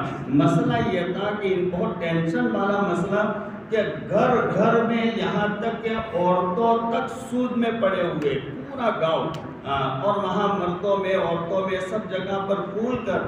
جب مجھ سے انہوں نے مذاکرہ کیا تو وہ مذاکرہ میں بڑے اچھے اچھے لوگ تھے. انہوں نے کہا کہ مول صاحب ہم مسجد میں جب بات کریں تو 2 جملوں کے بعد تیسرا جملہ آپ کو سود کا بولنے کا ہے. پورے 1 گھنٹہ بات کریں، 1.5 گھنٹہ بات کریں تو بات بات میں سود سود سود سود، اتنا بولو اتنا بولو اتنا بولو کہ سود سے نفرت ہو جائے. ہماری برادری بہت تیزی کے ساتھ میں سود کی طرف جا رہی ہے. ما من قوم یظہر فیہم الربا الا اخذوا بالسنہ. سب سے پہلا وبال سود کا یہ ہوتا ہے اللہ مال کو چھین لیتا ہے. سود میں اگر ہاتھ ڈالے ہو تو پھر یاد رکھنا تمہارے اوپر مال کی تنگی آئے گی. سود کے ذریعے سے جو تم نے مکانات بنائے، جو تم نے کاروبار کیا، ایک ایک کر کے سب ختم ہو جائے گا، تمہارے پاس کچھ نہیں رہے گا. یہ تو صادق مصدوق صلی اللہ تعالیٰ علیہ وآلہ وسلم کا فرمان ہے، اللہ کے نبی علیہ السلام کا فرمان. ان اللہ یربی الصدقات ویمحق الربا. اللہ صدقات کو تو بڑھاتے ہیں اور ربا اور سود یہ تو ستیہ ناش کر دیتا ہے، نسلوں تک ختم کر دیتا ہے. یہی تمہارے میتا میں بنیوں کے بڑے محلے تھے، بڑے بوڑھے لوگوں کو معلوم ہوگا. آج پورے علاقے میں دین میں دیا لے کر کے آپ نکلو تو پورے علاقے میں کئی بنیا آپ کو نہیں ملے گا. کہاں چلے گئے؟ کیا زمین نے نگل لیا ان کو؟ آسمان نے اچھک لیا ان کو؟ کہاں چلے گئے؟ یہ قرآن کہتا ہے یمحق الربا کا مطلب یہ اللہ سود کی وجہ سے مال کو تو ختم کرتا ہی کرتا، لیکن اللہ ان کی نسلوں کو بھی اجاڑ دیتا ہے. تمہاری نسل میں کوئی باقی نہیں رہے گا. اگر سود پہ ہاتھ ڈالا توبہ کر لیجئے، استغفار کر لیجئے. تو ما من قوم یظہر فیہم الربا الا اخذوا بالسنہ وما من قوم یظہر فیہم الرشاد الا اخذوا بالرعب. رشوت کا لین دین جب عام ہو جاتا تو اللہ پاک غیروں کا رعب ہمارے دلوں میں ڈال دیتے، غیروں کا رعب ڈال دیتے. اذا ظہر الربا فی قریۃ فقد احلوا بانفسہم عذاب اللہ. جس بستی میں، قوم میں، برادری میں سود کا رواج عام ہو جائے انہوں نے تو اللہ کے عذاب کو دعوت دے دی. اس لیے بہت پیارے بھائیوں، یہ طریقہ غلط ہے. روزی کا مسئلہ بہت نازک ہے. چٹنی کھا لینا، چھاس پی کر کے گزارا کر لینا، زندگی گزر جائے گی۔ اعمار امتی بین 60 و 70، میرے سرکار صلی اللہ علیہ وسلم تو فرما گئے میری امت کی عمریں 60-70 سال کے درمیان میں ہے۔ 60-70 سال گزارتے گزارتے کوئی بہت لمبا زمانہ نہیں، 60-70 سال کی زندگی میں یہ آپ غلط طریقے سے آپ اپنی اولاد اور اپنی نسلوں کو ضائع نہ کر دیے۔ اللہ جو اپنی مقدر میں یہ بہت سارے ہمارے بچے ہمارے بھائی بیٹھے ہوئے، یہ ہمارے گواہ، ہم اکثر ان کو نصیحت کرتے ہوئے کاموں میں ہم کو نصیحت کرتے ہوئے کہتے ہیں کہ بیٹا دنیا والوں کے پاس بہت کچھ ہے، گاڑیاں بھی ہے، بنگلے بھی ہے، بہت کچھ ہے، لیکن ان کی طرف ایک نظر اٹھا کر نہیں دیکھنا۔ ان میں خاص کر کے علماء، آپ خواص کا مجمع، ان کو سمجھا دے خواص کا مجمع، لہذا وہ خواص کا مجمع ان کو تو مستغنی رہنا، مالدار اپنی جگہ کا مالدار، مجھے اللہ نے پھٹا پرانا لباس ہے، میں بڑے فخر کے ساتھ میں پھٹے پرانے لباس میں گھوموں گا پھروں گا، مجھے کوئی شرم نہیں، ٹوٹے جوتے کے ساتھ میں چلوں گا، مجھے کوئی شرم کی بات نہیں۔ میرے مقدر میں اگر چٹنی چھاچھ روٹی ہے اور شوق سے میں کھاؤں گا، اس میں کوئی آر کی بات نہیں، کوئی شرم کی بات نہیں۔ ہم ان کو خوب نصیحت کرتے ہیں، دنیا میں آپ کو کام کرنا ہے، مختلف لوگوں سے آپ کو واسطہ پڑے گا، مستغنی نعم الرجل الفقیہ فی الدین ان احتیج الیہ نفع وان استغنی عنہ اغنی نفسہ۔ حدیث میں کہا بہترین عالم وہ ہے جب لوگوں کو ضرورت ہو تو میدان میں کود پڑے، جی یہ مسئلہ ہے بھائی، یہ کام کرو، وہ کام کرو، یہ دین کا کام ہے، یہ دین کا کام، اور لوگوں کو اس کی ضرورت نہ ہو تو وہ گھر پکڑ کر بیٹھ جائے، ان سے کوئی امید نہیں۔ حضرت عمر بن خطاب نے کعب احبار سے سوال کیا تھا من ارباب العلم، عالم کس کو کہتے؟ تو انہوں نے جواب دیا تھا الذین یعملون بما یعلمون، اپنے جانکاری کے مطابق عمل کرے، علم کے مطابق عمل کرے۔ فما اخرج العلم من قلوبہم، علماء کے دلوں سے کون سی چیز نے علم کو نکال دیا؟ تو کعب احبار نے جواب دیا طمع، مال اور دنیا داروں کی چاپلوسی، لہذا اس نے علماء کے دل سے علم کو نکال دیا۔ اس لیے آپ مستغنی رہیے، مقدر کا جو ہے اس کے اوپر آپ خوش رہیے، مقدر کا کل امر مرہون باوقاتہ، ہر کام اپنے وقت پر ہوا کرتا۔ ہمارے مقدر میں آج نہیں، مالدار بننے کے چکر میں آپ غلط جگہ پر ہاتھ نہ ڈالیے۔ ارے نہیں کریں گے نا بھائی، ارے میتا والے بولتے ہیں بھائی اللہ کے گھر میں بیٹھے، ایسا نہیں کریں گے نا، کبھی غلط نہیں۔ ہاں جو اللہ جس حالت میں رکھے گا، ہاں وہ حالت میں ہم خوش رہیں گے، اللہ جیسا کھلائے گا ویسا کھا لیں گے، اللہ جیسا پہنائے گا ویسا پہن لیں گے، لیکن کبھی مالدار بننے کے چکر میں غلط جگہ پر کبھی ہاتھ نہیں ڈالیں گے۔ اپنے مقدر پر ہم خوش رہیں گے لیکن غلط راستہ نہیں۔ اسی سے ساری تباہیاں اور یہ ساری بربادیاں یہ پھیلتی ہے۔ یہ جو یہاں جمع کیا گیا، دلہنوں کو دلہوں کو جمع کیا گیا اور پھر ان کے والدین کو جمع کیا گیا، میں سوچ رہا تھا کہ یہ بہت ساری باتیں کہنے کے، لیکن کیا کہوں، بس میں نے کہا یہی ایک بنیادی پوائنٹ ہے، یہی بنیادی پوائنٹ، بس یہی بات اس میں سب کچھ آ جاتا۔ بس یہ روزی کا مسئلہ آپ کنٹرول میں لے آؤ، یہ سارے مسائل کنٹرول میں آ جائیں گے، سارے مسائل۔ یہ روزی کا مسئلہ جتنا خطرے میں پڑتا جا رہا ہے، اتنے مسائل پیدا ہوتے جا رہے ہیں، طرح طرح کے مسائل۔ اب وہ کہنے کی ضرورت نہیں جو ہمارے سامنے، لیکن میں کچھ نصیحتیں کرتا ہوں، سنیے۔ میرے گھر میں بھی 3 بہویں آئی ہیں، میں نے اس لیے کہہ دیا مجھے کچھ تجربہ ہے، اور ان بچوں سے بھی بڑی میری بچی ہے، میں نے آج سے 10-12 سال پہلے میں نے اس کو رخصت بھی کیا، مجھے اس کا بھی تجربہ ہے۔ یہ تجربہ کی روشنی میں میں کچھ باتیں کرتا ہوں ان بچوں کو جن کے نکاح ہونے والے، جن کے ہو بھی گئے، اور جن بچیوں کی رخصتی ہونے والی ہے۔ دیکھیے شریعت سنت کے مطابق آپ زندگی کا ہر کام کیجئے۔ میں نے اس سے پہلے ایک حدیث سنائی ابو سعید خدری کی، اللہ کے نبی علیہ السلام نے فرمایا من اکل طیبا، جو ایک تو طیب مال کھائے، وعمل فی سنت، زندگی کا ہر کام آپ سنت کے مطابق کریں۔ آپ کی اگر منگنی ہو رہی ہے تو سنت کے مطابق، آپ کا نکاح ہو رہا ہے سنت کے مطابق، سنت میں ہی برکت ہے، فائدہ۔ ان اعظم النکاح برکتاً ایسرہ مؤونتاً، بہت برکت والا نکاح وہ ہوتا ہے جو سنت کے مطابق ہو، اور سنت کے مطابق وہ ہوتا ہے جس میں خرچہ بہت کم ہو. یہ حدیث میں کہا گیا جس میں خرچہ بہت زیادہ کم ہو. دیکھیے میں آپ کو ایک واقعہ، مشہور واقعہ ہے وہ سنا ہو. حضرت عبد الرحمن بن عوف کو جانتے ہو؟ کون تھے حضرت عبد الرحمن بن عوف؟ عشرہ مبشرہ بالجنہ. ایسے تو بہت سارے صحابہ اور صحابیات تھے جن کو اللہ کے نبی علیہ السلام نے جنت کی بشارت سنائی، بہت سارے ہیں. لیکن 10 صحابہ ایسے ہیں جن کو آقا نے ایک ساتھ جنت کی بشارت سنائی اکٹھی.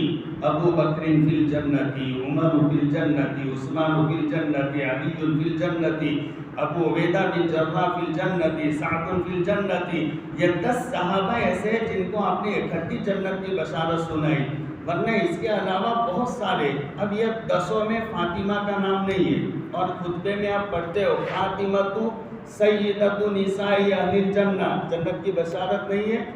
والحسن والحسین سیدہ شباب اہل الجنہ، جنت کی بشارت نہیں. ایسے بہت سے صحابہ کو آپ نے جنت کی بشارت سنائی.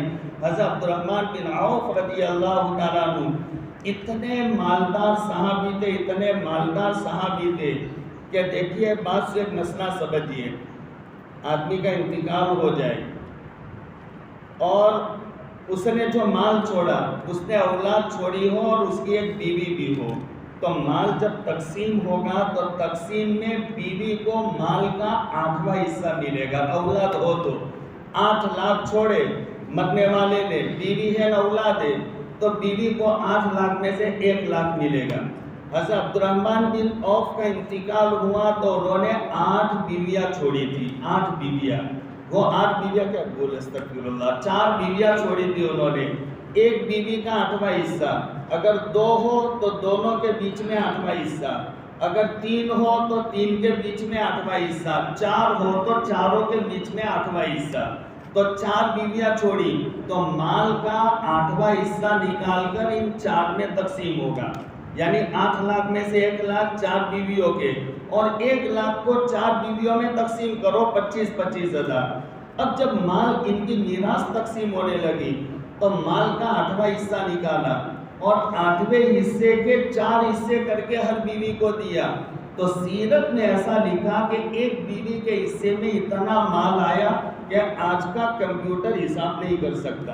اتنے مالدار تھے، اتنے. میں نے کتاب میں ایسا بھی پڑھا کہ حضرت عبد الرحمن بن عوف کا جب تجارت کا جب سامان بیچ کر کے مال، سونے کے سکے چلتے تھے، وہ سونے کے سکے لے کر کے جب ان کے خادم آتے تو شکایت لے کر آتے کہ حضرت جس گھر میں اپنے پیسے رکھتے نا وہ گھر میں جگہ نہیں ہے. تو کہ کیا ہوا؟ تو وہاں کے سونے کے سکے بھی اتنے بورے پڑے ہوئے ہیں کہ اب رکھنے کی جگہ نہیں.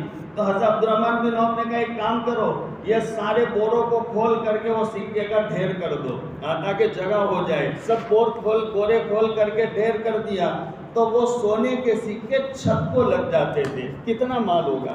ایک مرتبہ حضرت عبد الرحمن بن عوف نے یہ ارادہ کیا کہ اللہ نے بہت دے دیا، مجھے بہت دیا، اب تو مجھے کچھ مال کمانے کی ضرورت نہیں ہے، بس اللہ اللہ کرتے اور اللہ کے نبی علیہ السلام کی مجلس میں رہتے اور اب مال کمانے کی ضرورت نہیں. یہ پکا ارادہ کر کے آئے، آ کر کے مجلس میں بیٹھے. 15 منٹ، آدھا گھنٹہ، گھنٹہ ہوا. پھر اس کے بعد پیشاب کی ضرورت پڑی تو پیشاب کے ارادے سے وہ مجلس سے نکلے، باہر گئے. تو باہر گئے تو ایک تجارت کا سامان لے کر ایک قافلہ آ رہا تھا. عبد الرحمن بن عوف کو ڈھونڈتا ہوا اور انہی سے ملا اور کہا کہ بھائی عبد الرحمن کو جانتے ہو؟ تو کہا کیا کام ہے؟ تو کہا بھائی ان سے یہ کام کہ مدینہ کے بڑے تاجر ہیں، یہ ہم تجارت کا سامان لے کر آئے تو ان سے سودا کرنا ہے. تو کہا کہ بھائی میں جو لیکن آج مجھے سودا نہیں کرنا، منع کر دیا.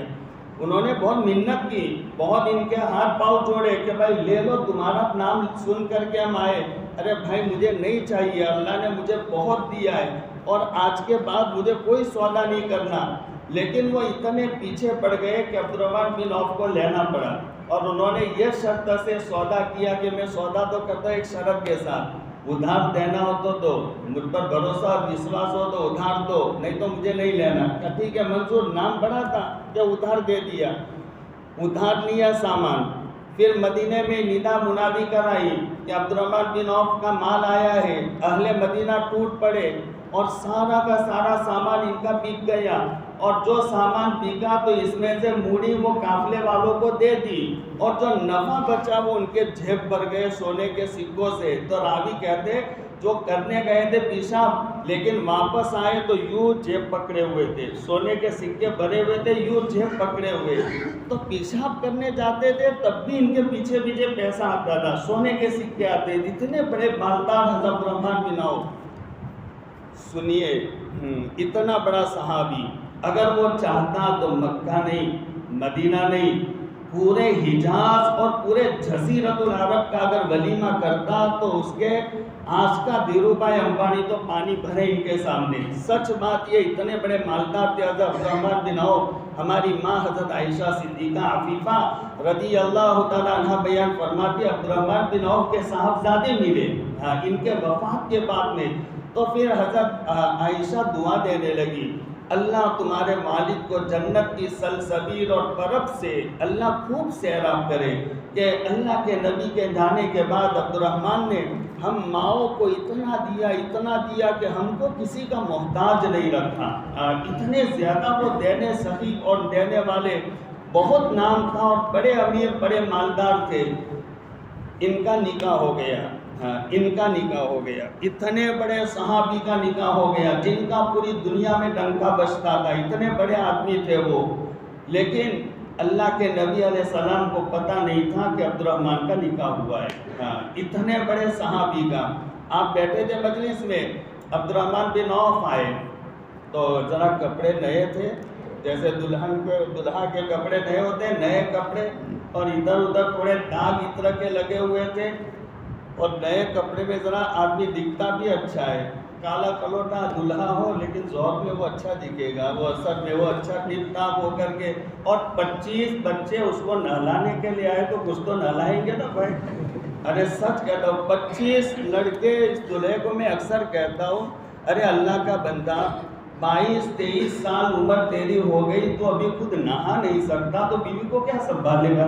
25 بچے تجھے نہ، یہ بات ہنسنے کی نہیں ہے، میں ہنسانے کے لیے نہیں کہتا، سچ کہتا ہوں، 22-23 سال کی عمر میں تو ابھی خود نہا نہیں سکتا، اور تو نہلانے کے لیے 25 لڑکوں کو گھر پر لے کر آتا ہے۔ جس گھر میں تیری جوان بہن بھی ہے، کبھی ہو سکتی ہے تیری جوان بھابھی بھی ہو تیرے گھر میں، کوئی جوان بھانجے بھی ہو، اب یہ سب آنے والے وہ حسن بصری نہیں ہوتے، سب آنے والے وہ وقت کے ولی قطب ابدال غوث عجیب نصیب نہیں ہوتے، وہ لہذا وہ نہ معلوم کون سی نظر والے ہوتے، بگاڑ یہاں سے پھیلتا ہے، یہاں سے۔ اب یہ 23 سال میں وہ جو نہا نہیں سکتا، اس کو نہلانے کے لیے 23 بچوں کی ضرورت پڑے تو بیوی کی کیا رکھوالی کرے گا، وہ والدین کے کیا حقوق ادا کرے گا، کل اللہ اولاد دے گا تو اس کو وہ کیسے سنبھالے گا۔ خیر بہرحال حضرت عبدالرحمن بن عوف رضی اللہ تعالیٰ عنہ، ایسے کپڑے اچھے ٹھیک ٹھاک تھے ان کے، اور عطر کے داغ بھی تھے۔ حضرت عبدالرحمن بن عوف آئے، آپ نے کہا عبدالرحمن یہ کپڑے نئے، یہ کیا ہے سب؟ تو کہا آقا آپ کو پتہ نہیں کہ کیا؟ بتاؤ پتہ چلے کیا ہوا۔ تو کہا میرا نکاح ہو گیا۔ آپ نے برکت کی دعا دی، اور پھر آپ نے فرمایا کہ عبدالرحمن اولم، یہ مسلم شریف میں واقعہ بیان کیا گیا، اولم ولو بشاتین، ایک بکری سے ولیمہ کر لو، ایک بکری، یہ میری سنت ہے، ایک بکری سے ولیمہ کر لو۔ ادھر جو ہمیں سبق ملتا ہے، اتنا بڑا صحابی، ان کا نکاح ہو رہا ہے، لیکن نکاح میں ضروری نہیں کہ اس کو بلایا جائے اس کو بلایا جائے، اور یہی موسم میں کیا جائے، ممبئی سے بہن بھی آئے، بھانجی بھی آئے، خالہ بھی آئے، چچا بھی آئے، اس کے بغیر تو نکاح نہ ہو۔ ادھر دو جہاں کے سردار، لولا کلمہ خلقت الافلاک، یہ حدیث پر کلام ہے لیکن صحیح حدیث ہے کہ اگر آپ کو پیدا کرنا مقصود نہ ہوتا تو اللہ پاک کہتے نبی جی ہم یہ کائنات کو نہ بناتے، یہ کائنات آپ کے صدقے میں بنی ہے، لولا کلمہ خلقت الافلاک۔ اتنے بڑے نبی یہاں پر موجود ہیں، لیکن ان کو بھی حضرت عبدالرحمن بن عوف نے بلانا ضروری نہیں سمجھا، اور نہیں تو اللہ کے نبی علیہ السلام نے اس پر اعتراض کیا، ارے میں ہوں تو کم سے کم مجھے تو بلا لیتے بھائی، مجھے تو دعوت دے دیتے، آپ نے کوئی اعتراض نہیں کیا۔ یہ ہے سنت طریقہ، یہ ہے سادگی والا طریقہ، یہ طریقے سے اگر آپ نکاح کریں گے تو یہ نکاح میں برکت ہوگی. نہ عزمن نکاح برکتن ایسرہ مؤونتن. برکت کس کو کہتے ہیں؟ برکت والا نکاح. اگر کم خرچہ ہوگا تو برکت کا مطلب ادھر یہ ہوگا بھائی سمجھیے. بہنیں بھی سب میری بات شاید بہنیں نہ سمجھ سکی ہو، لیکن کیا کرے، یہ کوئی مجھے پوچھے گا مردوں میں بیان ہے تو میں کہوں گا ہاں، اگر کہے عورتوں میں تو کہوں گا ہاں، کہ مردوں میں بیان کہ نہ، اور عورتوں میں تو کہا نہ. تو یہ سب باتیں میری صحیح ہوگی. تو میں تو ایسا سمجھتا ہوں کہ عورتوں کا پروگرام مستقل ہونا چاہیے، گجراتی زبان میں ان کو مستقل الگ سادے انداز میں ان کو سمجھایا جا سکے. ایک دن پہلے، اس سے پہلے بھی ہمارے حضرت بہت پیارے محترم صاحب لوگ لے کر ہم آئے تھے، تو اس وقت ابھی ہم نے آپ نیتا والوں کو مشورہ دیا تھا. میں نے کہا عورتوں کا پروگرام ایک دن پہلے ہو جانا چاہیے، مستورات پورے گاؤں کی حرم مستورات جمع ہو جائے، ان کے لائن کی وہ ساری باتیں سادے انداز میں ان کو سمجھائی جائے، اور پھر اس کے بعد میں خالص مردوں کا جوڑ ہو. اس میں یہ عنوان سے کچھ مسائل کی بھی ضرورت پڑتی ہے، کچھ مسائل بھی بیان کیے جائے، اس کی بھی ضرورت. اب ادھر کچھ بات ادھر کی کہو تو وہاں مناسب نہیں، وہاں کی کہو تو یہاں مناسب نہیں، تو یا ذرا کہنے میں مزہ نہیں آتے، اچھا جوڑ نہیں بیٹھتا کہنے میں. یہ اب لوگوں کو بہت اچھا ہے، اس پر عمل ہو جائے تو بہت اچھا ہے، اس میں سہولت رہتی ہے. جی کھل کر اپنا مقصد ہے، فکر یہی ہے گاؤں میں کچھ ماحول بنے تو جو مفید طریقہ ہو وہ اچھا طریقہ. یہی میرے خیال میں میری ناقص رائے یہی ہے کہ اس پہ ذرا اچھا رہے گا، عورتوں کو مستقل جوڑا جائے، اس میں کھل کر بات ہو. ان کے لائن کی جو بچیوں کے لائن کے جو بگاڑ ہے، جو چیزیں جو کہنے کی ہے، اور سادی زبان ان کے لیے چاہیے. اور پھر مستقل ایک جوڑ ہونا چاہیے. اب 4 جوڑ تو کر چکے، دلہوں کے، دلہنوں کے، ان کے والیوں کے، والدین کے جوڑ کر چکے، تو 2 کو بھی الگ الگ آپ کر دیں تو اس میں اور زیادہ میرے خیال سے فائدہ ہوگا. جی اللہ کرے، ہاں آئندہ ہوگا انشاءاللہ. آپ نے ضروری نہیں سمجھا میرے بھائیوں کہ حضرت عبدالرحمن بن عوف نے ضروری نہیں سمجھا آپ کو بلانا. یہ میں سمجھانا آتا برکت. سادگی کے ساتھ میں اگر آپ نکاح کریں گے شریعت سنت کے مطابق کم خرچ کے ساتھ میں، تو وہ نکاح میں برکت ہوگی.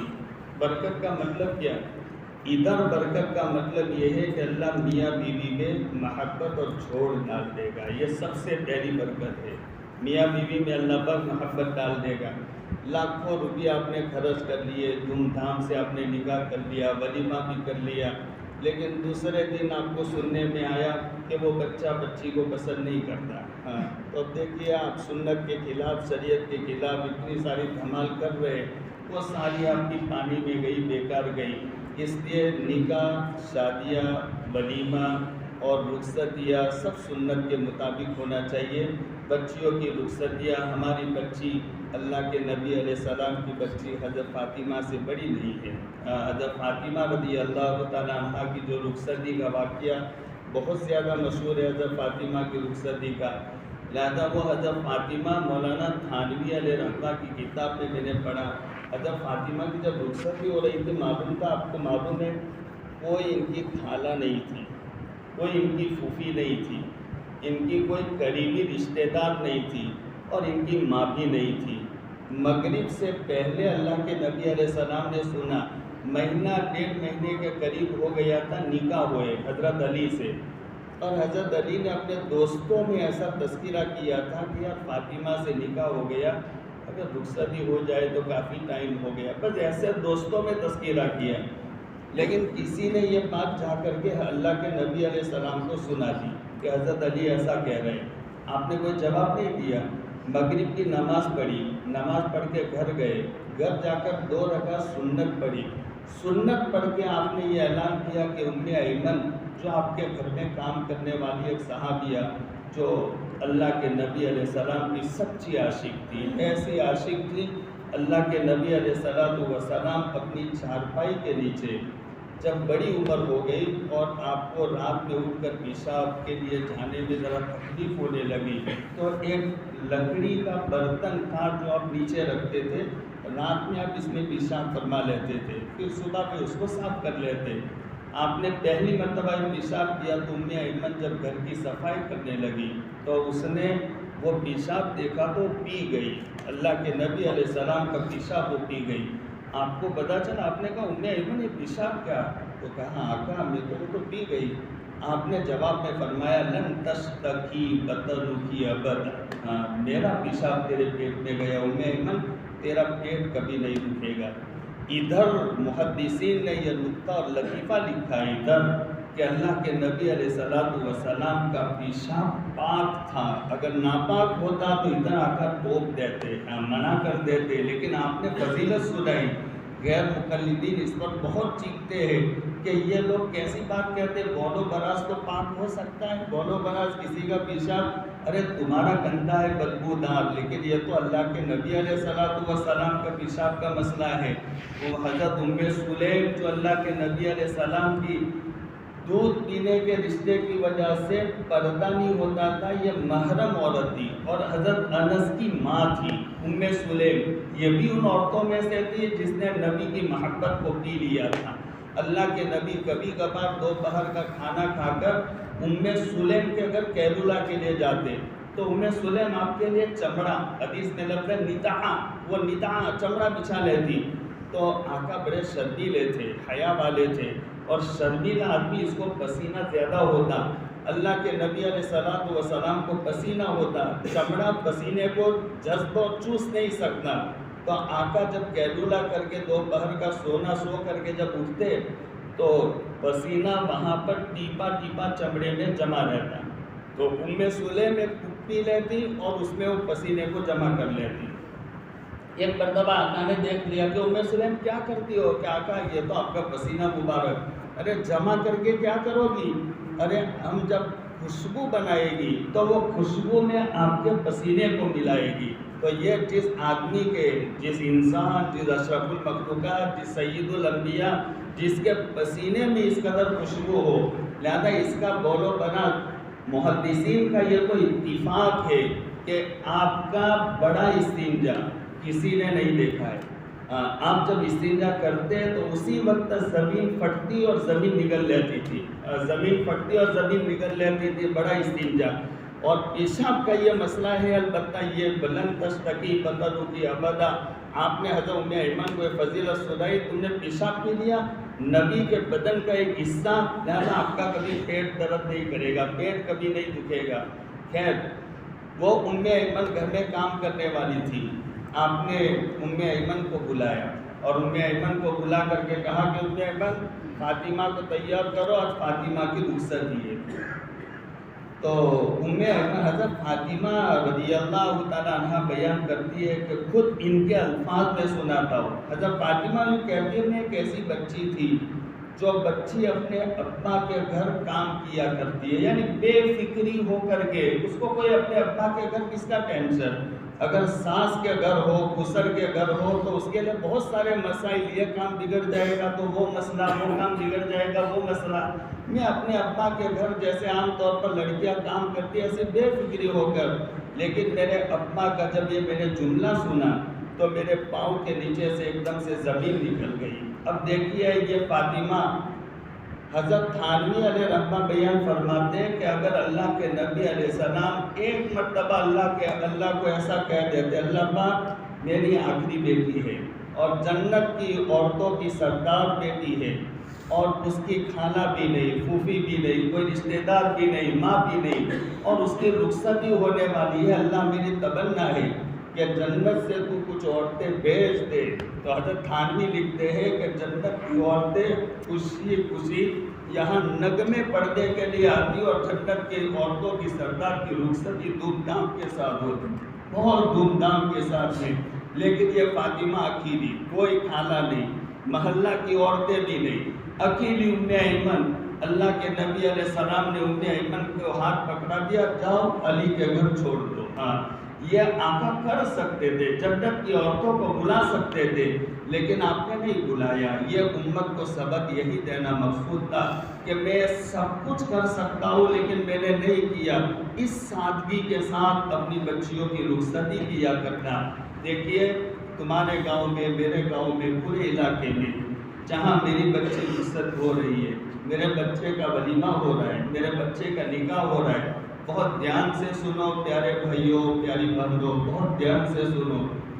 اسی محلے میں کوئی یتیم بچہ بھی رہتا ہے، ہاں اسی محلے میں کوئی یتیم بچی بھی رہتی ہے۔ میری بچی کا جوڑا 20,000 کا، 50,000 کا، 60,000 کا، میری بچی کی رخصتی بہت دھوم دھام کے ساتھ، لیکن اس محلے میں کوئی ایسی یتیم بچی ہے جس کے پاس کوئی انتظام نہیں۔ میری بچی کی رخصتی دیکھ کر کے اس کے پاس کیا راستہ رہے گا؟ رونے کے سوا کوئی راستہ ہے؟ اب رونے کے سوا اس کے پاس کوئی راستہ بچے گا نہیں۔ میری بچی کی رخصتی ایک بیوہ عورت کی اور یتیم بچی کے رونے کا ایک سبب بنے۔ یہ کوئی رخصتی ہے؟ کسی کا دل دکھا، میرے بچے کا نکاح ہو رہا ہے اور ادھر میرے محلے میں اور میرے گاؤں میں ایک بیوہ عورت ہے، 2 دن کے بعد میں اس کے لڑکے کا نکاح ہے۔ اب وہ بیوہ بھی سوچے گی کہ اگر اس کا بھی باپ ہوتا، وہ مرے ہوئے باپ 20 سال ہو گئے، بیچارہ سڑ گیا، اس کا باپ سڑ گیا قبر میں، لیکن وہ بیوہ وہ سیدھی دیوار سے سر ٹکرا کر کے وہ روئے گی، آج اس بچے کا باپ ہوتا تو میں بھی یہ کرتی، میں بھی وہ کرتی، میں بھی اس کے لیے انتظام کرتی، میں بھی ان کے بہنوں کے لیے، پھوپھیوں کے لیے جوڑے کا انتظام کرتی۔ میرے بچے کا نکاح کسی کے دل دکھنے کا سبب بنے، کیا فائدہ، کیا فائدہ؟ اس لیے پیارے بھائیوں، بہت سادگی کے ساتھ میں میرے بچے کا لباس بھی سادہ ہو، میرے بچیوں کا لباس بھی سادہ ہو، بہت سادگی کے ساتھ میں آپ اپنے بچوں کے نکاح کرو، بچوں کے ولیمہ کرو، سنت کے مطابق اپنی بچیوں کی رخصتی کرو، خرچ کم سے کم اسراف نہ کرو۔ اور یہ جو میرے بچے بیٹھے ہوئے جن کے نکاح ابھی ہونے والے یا ہو گئے، پیارے بچوں، بہت پیارے بچوں، عام امت کا سرمایہ ہو، جس میدان میں نوجوان اگر صحیح چلتا ہے تو وہ میدان جیت لیا جاتا ہے، وہ میدان جیت لیا جاتا ہے۔ آپ ان فکر کرنے والے اللہ کے بندوں کی فکروں کی لاج رکھو، قدر کرو۔ کل تم یہ عمر کو پہنچو گے، تم فکر کرو گے کہ ہمارا گاؤں کہاں جا رہا ہے، تم خود فکر کرو گے۔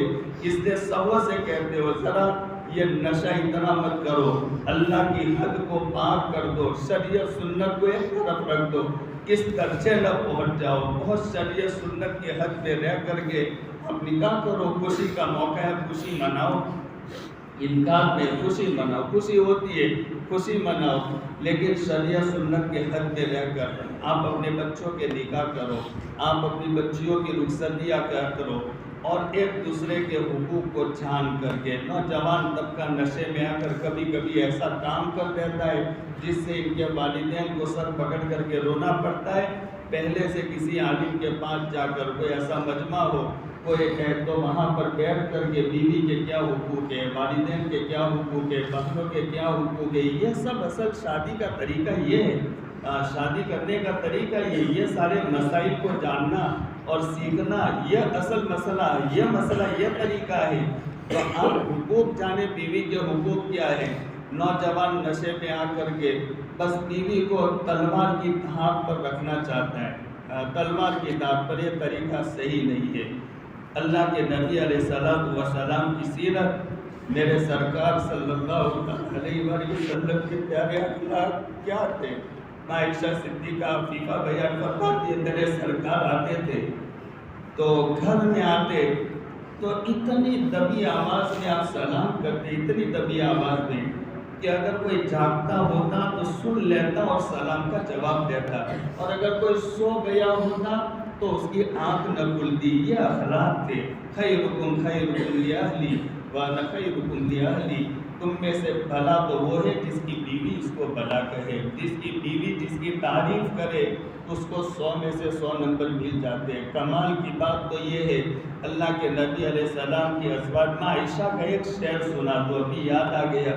حضرت عائشہ نے زندگی آپ کے ساتھ بتائی، آپ کے ساتھ رہی، آپ کے اخلاق کو دیکھا، اخلاق کے بارے میں آپ سے پوچھا گیا تو ایسا بہترین جواب دیا جو دنیا بھر کے علماء مل کر ایسا جواب نہیں دے سکتے۔ بیوی جو اپنے شوہر کی تعریف کرتے، ارے نبی جی کے اخلاق کیا؟ تو کہا خلقہ القرآن، میرے نبی کے اخلاق تو قرآن ہے۔ کیا مطلب؟ قرآن میں اخلاق کا معنی ہوتا ہے اللہ کا ہر حکم پورا کرنا، اللہ کا جو حکم ہے، مکارم اخلاق اس کو کہتے ہیں، انما بعثت معلما، وَإِنَّمَا بُعِثْتُ لِأُتَمِّمَ مَكَارِمَ الْأَخْلَاقِ، لہذا اخلاق، مکارم اخلاق، اللہ کا جو حکم موقع کا ہے وہ پورا کر دینا۔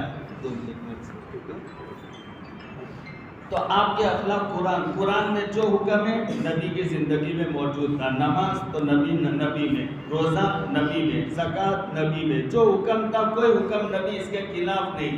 اور پھر اللہ کے نبی علیہ السلام کی تعریف میں حضرت عائشہ کہتی ہے لنا شمسن وللآفاق شمسن، ہمارا ایک سورج ہے، ہمارا، حضرت عائشہ کہ ہمارا ایک سورج ہے، اور دنیا والوں کا ہوگا سورج، کوئی ہوگا ہے سورج دنیا والوں کا۔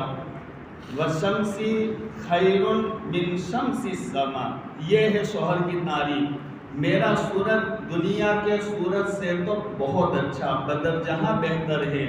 شمس الناس تطلع بعد الفجر، لوگوں کا سورج تو صبح صادق کے بعد نکلتا ہے۔ وَشَمْسِ يَطْلُعُ بَعْدَ الْعِشَاءِ، اور میرا سورج تو عشاء کے بعد نمودار ہوتا۔ یہ بیوی آپ ایسے اخلاق سے پیش آؤ آپ کی تعریف کرنے پر مجبور ہو جائے۔ اللہ کے نبی علیہ السلام کا ایک پاکیزہ فرمان سنا کر اپنی بات پوری کر دے۔ آپ نے فرمایا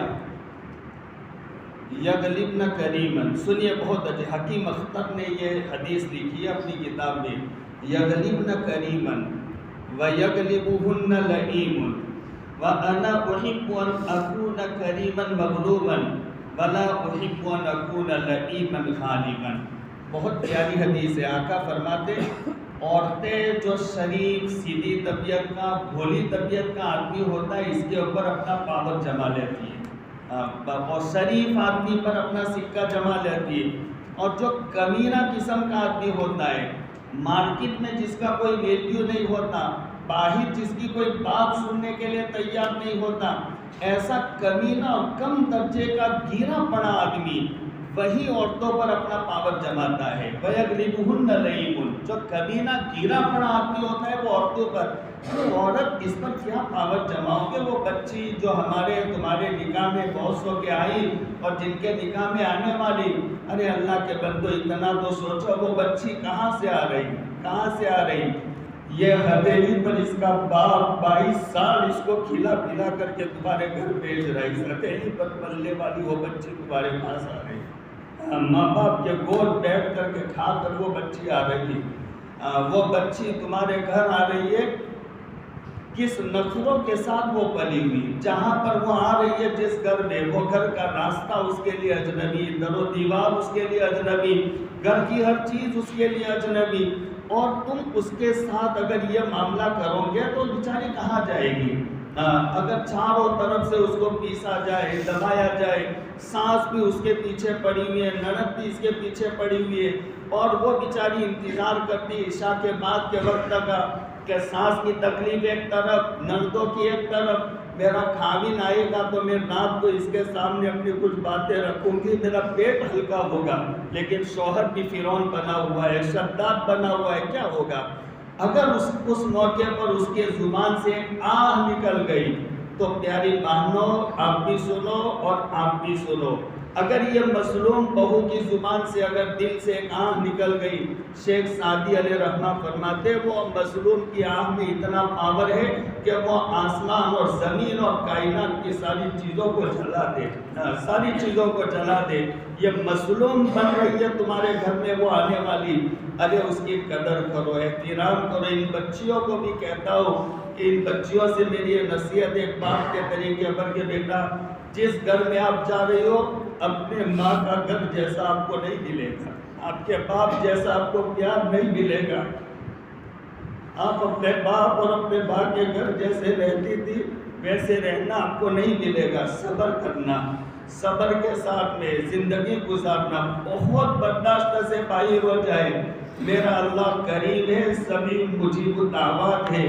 ان میری پیاری بچیوں سے میں کہتا ہوں کہ رات کا سناٹا ہو جائے، آپ کا شوہر بھی سو جائے تو وضو بنا کر 2 رکعت مصلی کے لیے مصلی پر بیٹھ کر کے اللہ کو منانا۔ حدیث پاک میں ہے کہ لوگوں کے دل اللہ کے قبضے میں، آپ اپنے شوہر کے لیے مانگے، اپنے ساس کے لیے مانگے، اپنے خسر کے لیے مانگے، مجھے یقین ہے 1 دن جائے گا، 2 دن جائے گا، 4 دن جائیں گے، ہفتہ جائے گا، 10 दिन ہوتے ہوتے تمہارا شوہر تمہاری بات مانتا، تمہاری ساس تمہاری بات مانتی ہو جائے گی، پورا گھر کا ماحول تمہارے موافق ہو جائے گا۔ لیکن ان بچیوں سے نصیحت کرتا ہوں کہ صبح شام گھر آ کر کے اپنے والدین کے کان مت چلانا، اپنے گھر آ کر کے میرے گھر پر تو ایسا، میرے گھر پر تو ایسا، صبر سے کام لینا۔ گھر جیسا تو نہیں ملے گا بیٹا، اپنے گھر جیسا گھر وہاں نہیں ملے گا۔ اور اگر شکایت آ جائے تو ان کے والد سے، بھائیوں سے میری یہ درخواست ہے، جذبات میں آ کر کے کوئی فیصلہ مت کر لینا، جذبات میں آ کر ٹھنڈے دماغ سے ذرا سوچ لینا، سوچ کر کے کوئی نتیجے تک پہنچنا۔ اس لیے ایک دوسرے کے حقوق کی رعایت کے ساتھ میں آپ زندگی گزارو۔ جو سانس بننے والی ہے، ان سانس بننے والی میری بہنوں سے، میری ماؤں سے کہتا ہوں کہ ان آنے والی بچیوں کے سروں پر ہاتھ رکھ کر کے آپ بیٹا کہنا، آپ ان کو بیٹا کا درجہ دو کہ آپ کی بچیوں کو ان کے ساس کے یہاں بیٹا کا درجہ ملے گا۔ کما تدین تدان، جیسا معاملہ کرو گے آپ کے ساتھ معاملہ کیا جائے گا۔ جیسا معاملہ ان ساس بننے والی بہنوں اور ماؤں سے کہتا ہوں، آنے والی بچیوں کو آپ سنبھال لینا۔ وہ بچی آ رہی ہے، اپنے گھر میں نادانی کرتے کرتے وہ آ رہی ہے، بڑی عورت بن نہیں گئی، بڑی تجربہ کار نہیں بن گئی۔ اس کے گھر میں تو وہ نادانی سمجھی جاتی تھی، بہت نادان اور کم سمجھ سمجھی جاتی تھی۔ وہ بہو بن کر آئی تو ساس سمجھتی ہے کہ بہو تو یہ، اس سے کوئی کام بگڑنا ہی نہیں چاہیے۔ ارے میری بہن، میری ماں، ایسا نہیں ہوگا۔ جیسے ہماری بچی سے غفلت ہوتی ہے، کبھی کوئی اصول کے خلاف، اس آنے والی بچی سے بھی ہو جائے گا۔ اپنی بچی سمجھ کر کے اس کی تربیت کرنا، بیٹا بیٹا کہہ کر کے اس کو سنبھالنا۔ اپنے بیٹے کے گھر میں تم پسند کر کے لائی ہو، تم اس کو ذرا سیکھ دینا، سمجھانا، تاکہ تمہارے بیٹے کا گھر خوشحال رہے۔ تجربہ کار اس کو بنانے کی کوشش کرنا، دو ہر طرف سے ایک دوسرے کی رعایت ہو تو گھر تمہارا جنت کا ایک نمونہ بن جائے گا۔ لیکن ساس اپنا سوچ رہی ہے کہ بہو سے تو کوئی کمی نہیں ہونی چاہیے، بہو یہ سوچتی ہے کہ ساس مجھے کچھ نہ کہے۔ اب کسی میں سارے مسائل بنتے ہیں۔ اگر کوئی ساس کہہ دے تو وہ بہو اور وہ بچیوں سے کہتا ہوں اپنی ماں سمجھ کر، ان کو تجربہ ہے، زندگی انہوں نے بہت گزاری، اونچ نیچ انہوں نے دیکھا، لہذا ان کے تجربہ کی باتوں کو آپ لے لو، تجربہ کی باتوں کو لے کر کے اپنی زندگیوں میں لاؤ۔ ساس سے میں نصیحت کرتا ہوں کہ اپنی بچیاں سمجھ کر کے ان کے ساتھ معاملہ کرو۔ اور ایک دوسرا نازک مسئلہ بھی ابھی علاقے میں چلتا ہے، بہت نازک مسئلہ، وہ کبھی آپ کوئی مولانا کوئی مفتی صاحب سے وہ مسئلہ اچھی طرح سمجھا لینا۔ اکثر جگہ پر دیہات میں جو مجھے جانے کا ہوتا ہے، طرح طرح کے مسائل آتے ہیں اپنی برادری میں۔ حرمت مصاہرت کا مسئلہ، یہ بہت نازک مسئلہ بنتا جا رہا ہے۔ نوجوان بعض مرتبہ خسر نوجوان ہوتا ہے اور گھر میں بہو آ گئی، اس کو مسئلہ نہیں ہوتا، جس کی وجہ سے کبھی وہ خسر سے ایسی حرکت ہو جاتی ہے کہ وہ بچی، آنے والی بہو اپنے شوہر کے لیے ہمیشہ کے لیے حرام ہو جاتی ہے، اور وہ اب اس کو دبانے کے لیے کسی سے کہہ بھی نہیں سکتا۔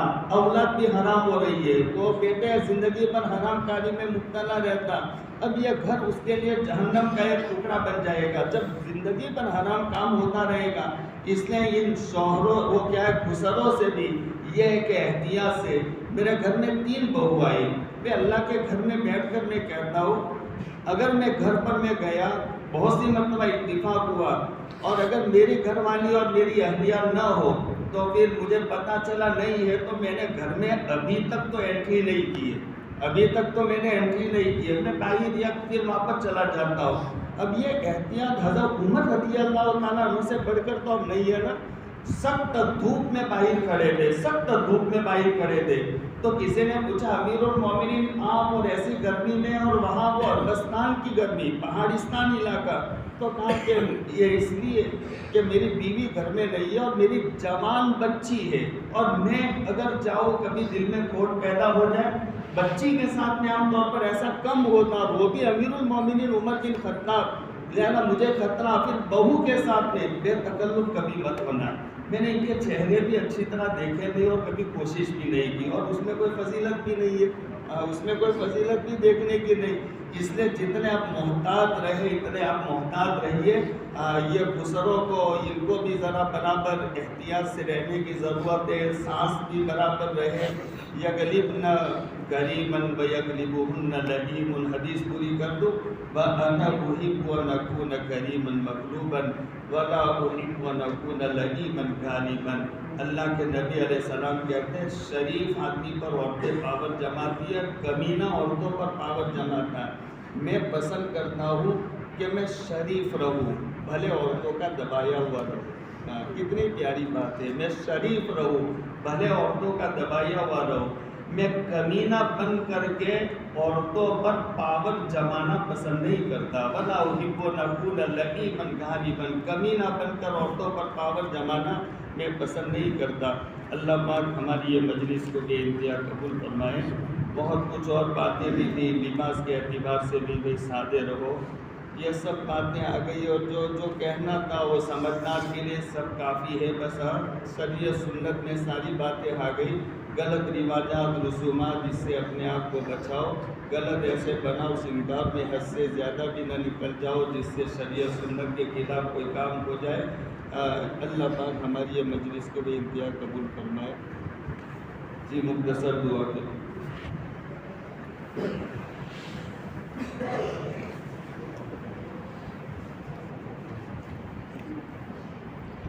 الحمدللہ رب العالمین الرحمن الرحیم مالک یوم الدین، اللہم صلی علی سیدنا و مولانا محمد وعلی آل سیدنا و مولانا محمد وبارک وسلم۔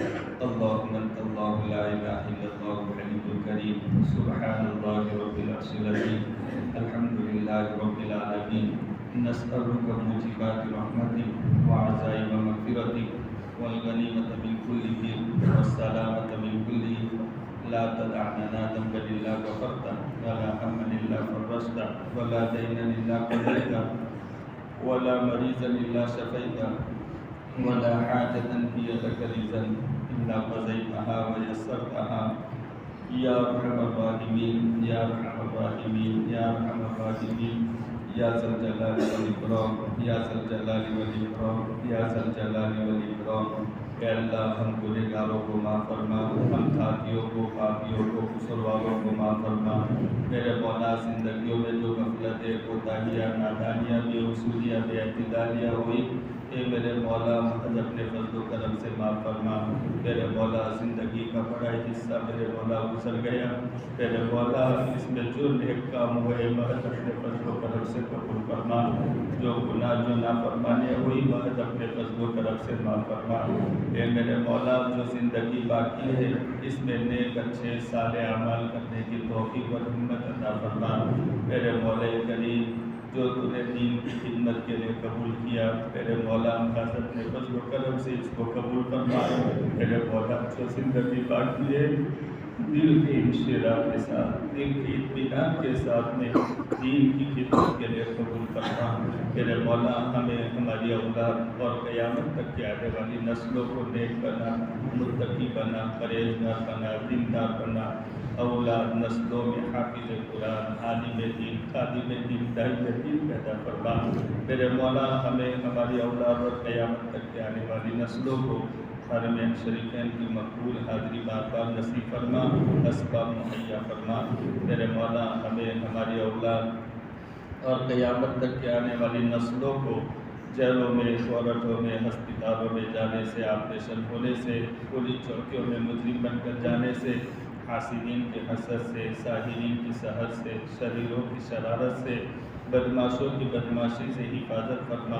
میرے مولا کریم جب تک زندگی باقی ہے میرے مولا شریعت سنت کے مطابق زندگی گزارنے کی ہمت توفیق عطا فرما۔ میرے مولا دنیا سے رسومات، خرافات، بگاڑ کو ختم فرما۔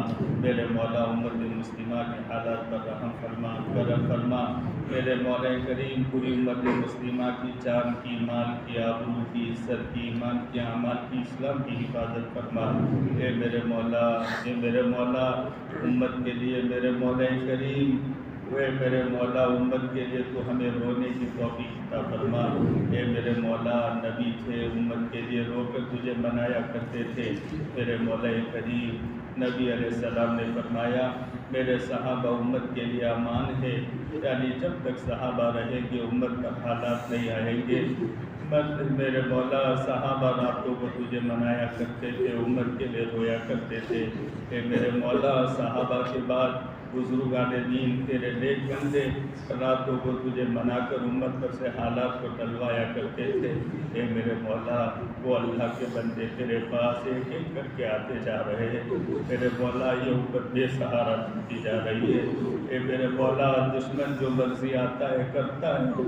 اے میرے مولا تراویح پڑھتے پڑھتے ہماری بہنوں کو نکال کر ان کو مار کر گھروں سے نکال دیا جاتا ہے۔ میرے مولا کریم اے میرے مولا نہ معلوم اللہ کی بندیوں نے کیسے رمضان گزارا، کیسے سحری کی، کیسے افطاری کی۔ اے میرے مولا بہت حالات میرے مولا دن بدن خراب ہوتے جا رہے ہیں۔ اے میرے مولا تیری نہ سونے والی آنکھیں سارا نظارہ دیکھ رہی ہے۔ میرے مولا یہی امت کے لیے تو اللہ کے نبی علیہ السلام جنت البقیع میں جا کر تیرے سامنے روئے تھے۔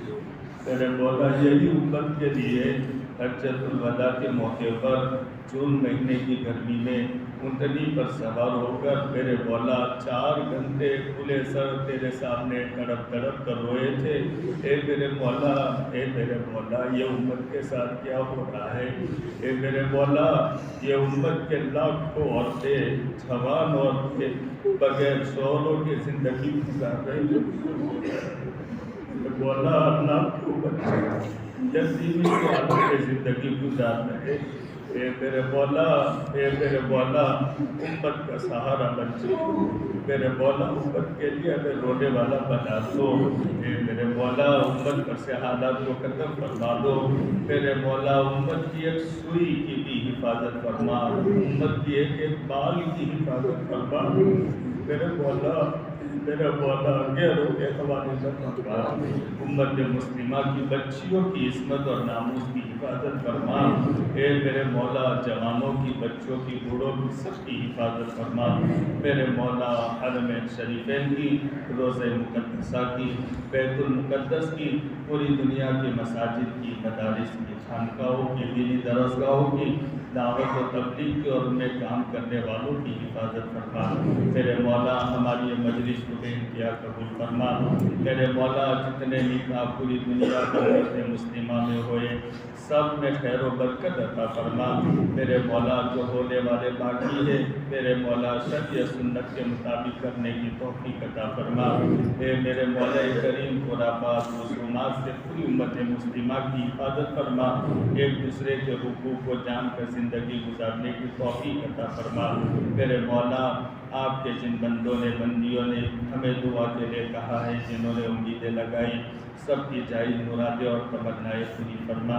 اللہم ربنا اغفر لنا ولوالدینا ولاساتذتنا ولتلامذینا ولمشائخنا ولاقاربینا ولاحبائنا ولاصدقائنا ولمن من علینا ولمن علینا حق ولجميع المسلمين والمسلمات والمؤمنين والمؤمنات يوم يقوم الحساب الأحياء منهم والأموات۔ اللهم إنا نسألك من خير ما سألك منه نبيك وحبيبك محمد صلى الله عليه وسلم، ونعوذ بك من شر ما استعاذك منه نبيك وحبيبك محمد صلى الله عليه وسلم، وأنت المستعان وعليك البلاغ، ولا حول ولا قوة إلا بالله العلي العظيم۔